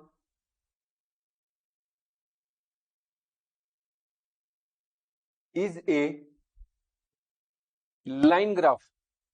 That is, in the case of frequency polygon, we draw a curved line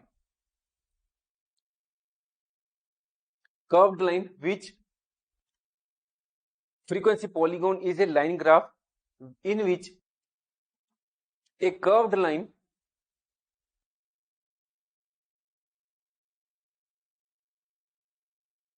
depicts the data. That is, in the case of frequency polygon, there is a curved line which may be of any shape depending on the data. Now, which point this curved line touches? This curved line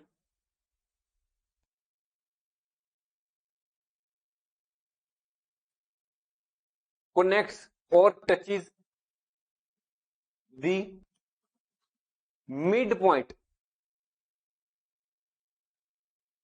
of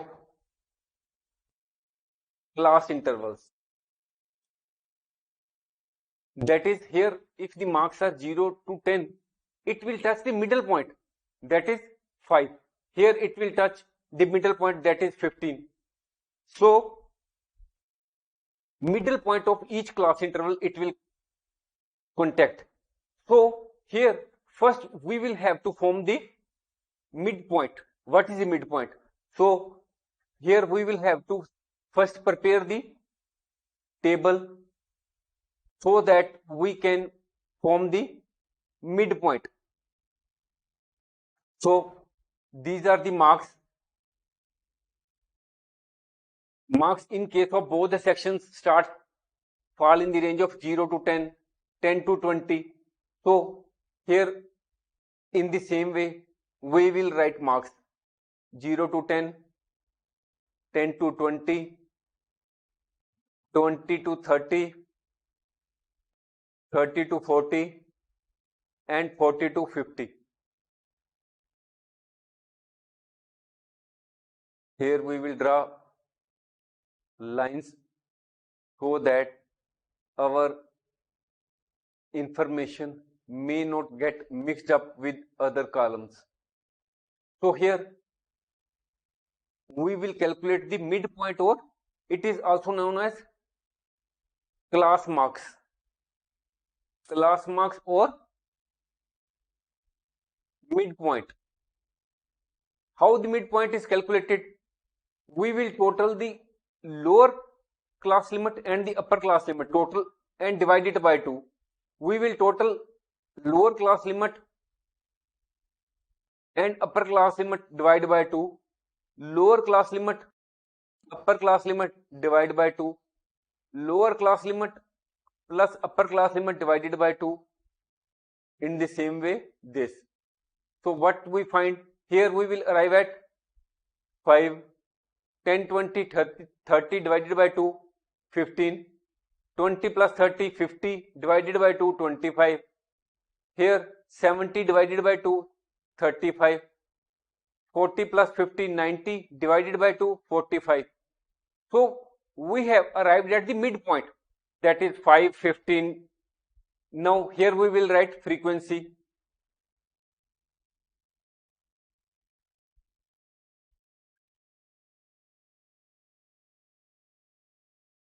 section A, section B, frequency. What is the frequency A?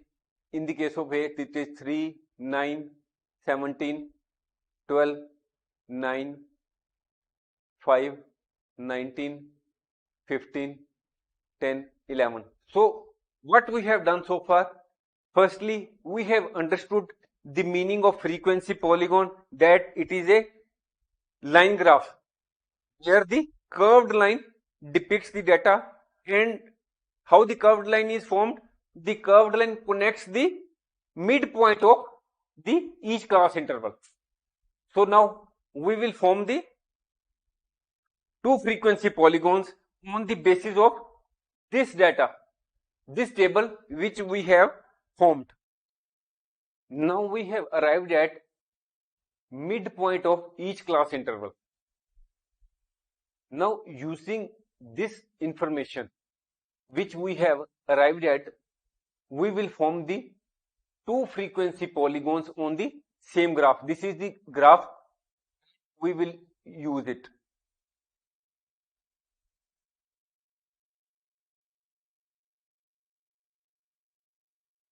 You have to draw straight lines. Now this is x-axis, as you know. This is y-axis. Now you will draw here the, on y-axis, you will draw frequency, or frequency means the number of students. On the other hand, you will draw the class marks or midpoints. So now what is the frequency? The lowest is 1 and the maximum is 19. So here we will start from 2. For every 2 cells, after every 2 cells, we are marking it 2, 4, 6, 8, 10, 12.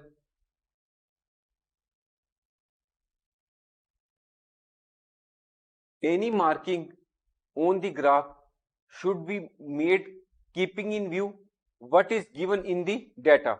That is, here we have considered the lower frequency and the highest frequency, and on the basis of the same we are marking this, so that we can show the same on the graph.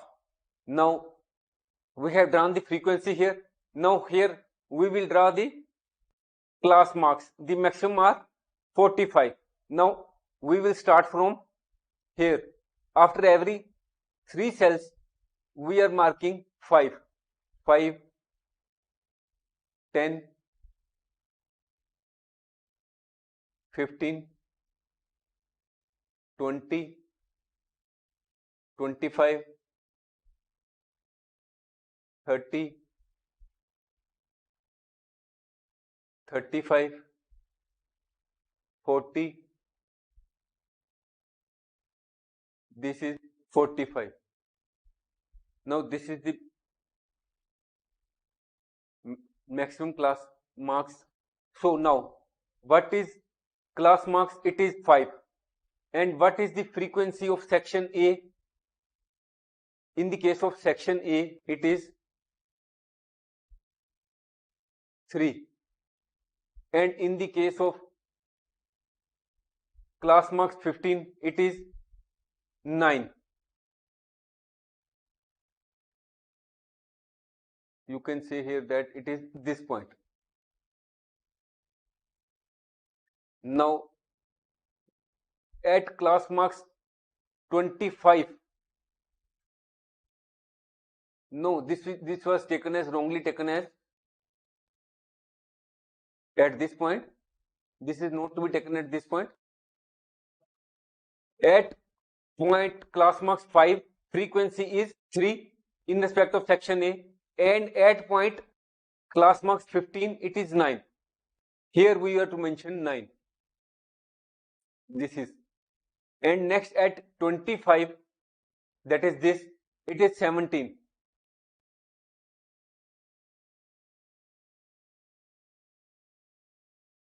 it is somewhere here. This is 17. Now at class marks 35, that is this, it is 12. It is here, 12. Now at class marks 45, it is 9. It is here. So we will draw this, join this, that is the curved line, that is the frequency polygon in respect of section A has been formed. Here again we are not joined properly.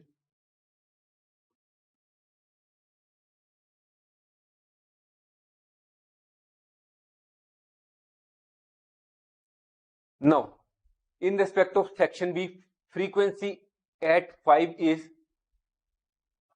5. So here the frequency is 5. This is the section A. We will write it. This is class marks 15. It is 19. 15. It is 19.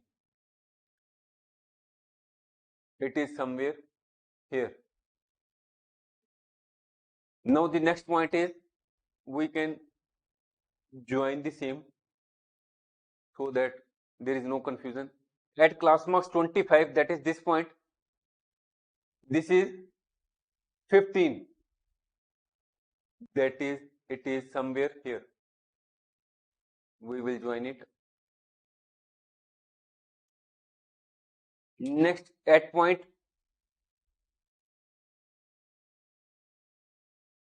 35, it is 10. 35, it is 10. Now, at point 45, it is 1.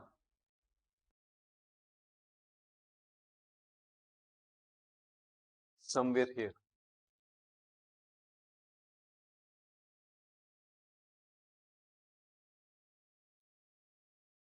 Now, this is the frequency of section B, and this is the frequency of section A. Now, you will see that we have formed the frequency polygon, that is the curved line graph, separately for section A and section B. Now, what is the next point in this question? From the two polygons, compare the performance of two sections. We revert to this point slide. You can see what is the question? Compare the performance of two. From the graph, we will write the answer here. From the graph, we can conclude. You can see here that the number of students of section A are in a position or have obtained more marks as compared to section B. So we can conclude that even if you see the data, you can see that the number of marks which are on the higher side have been obtained by section A. You can also see from this. So while writing the answer, we will write that from the graph, you can see here that the graph, these lines are on the upper hand in respect of 3 points. This one, on 3 occasions, this is, and in respect of only 2 points, that is this and this. That is when the class marks was only 5 and 15, the section B was ahead. But in respect of the 3 points, that is the class, when the class marks were 25, 35 and 45, the frequency in respect of section A was more. So we conclude that the students of section A performed better than section B. Now, there is another point which we should also mention here, that when we are drawing the frequency polygon, that is this curved line, there is no need, it is not necessary to find out where frequency is 0. That is, we need not to find out where the class marks are 0 or where the frequency this is 0. We are not to take into this count. It is not necessary. Thanks for watching. If you like our course, please spare some time to give a star rating to our course.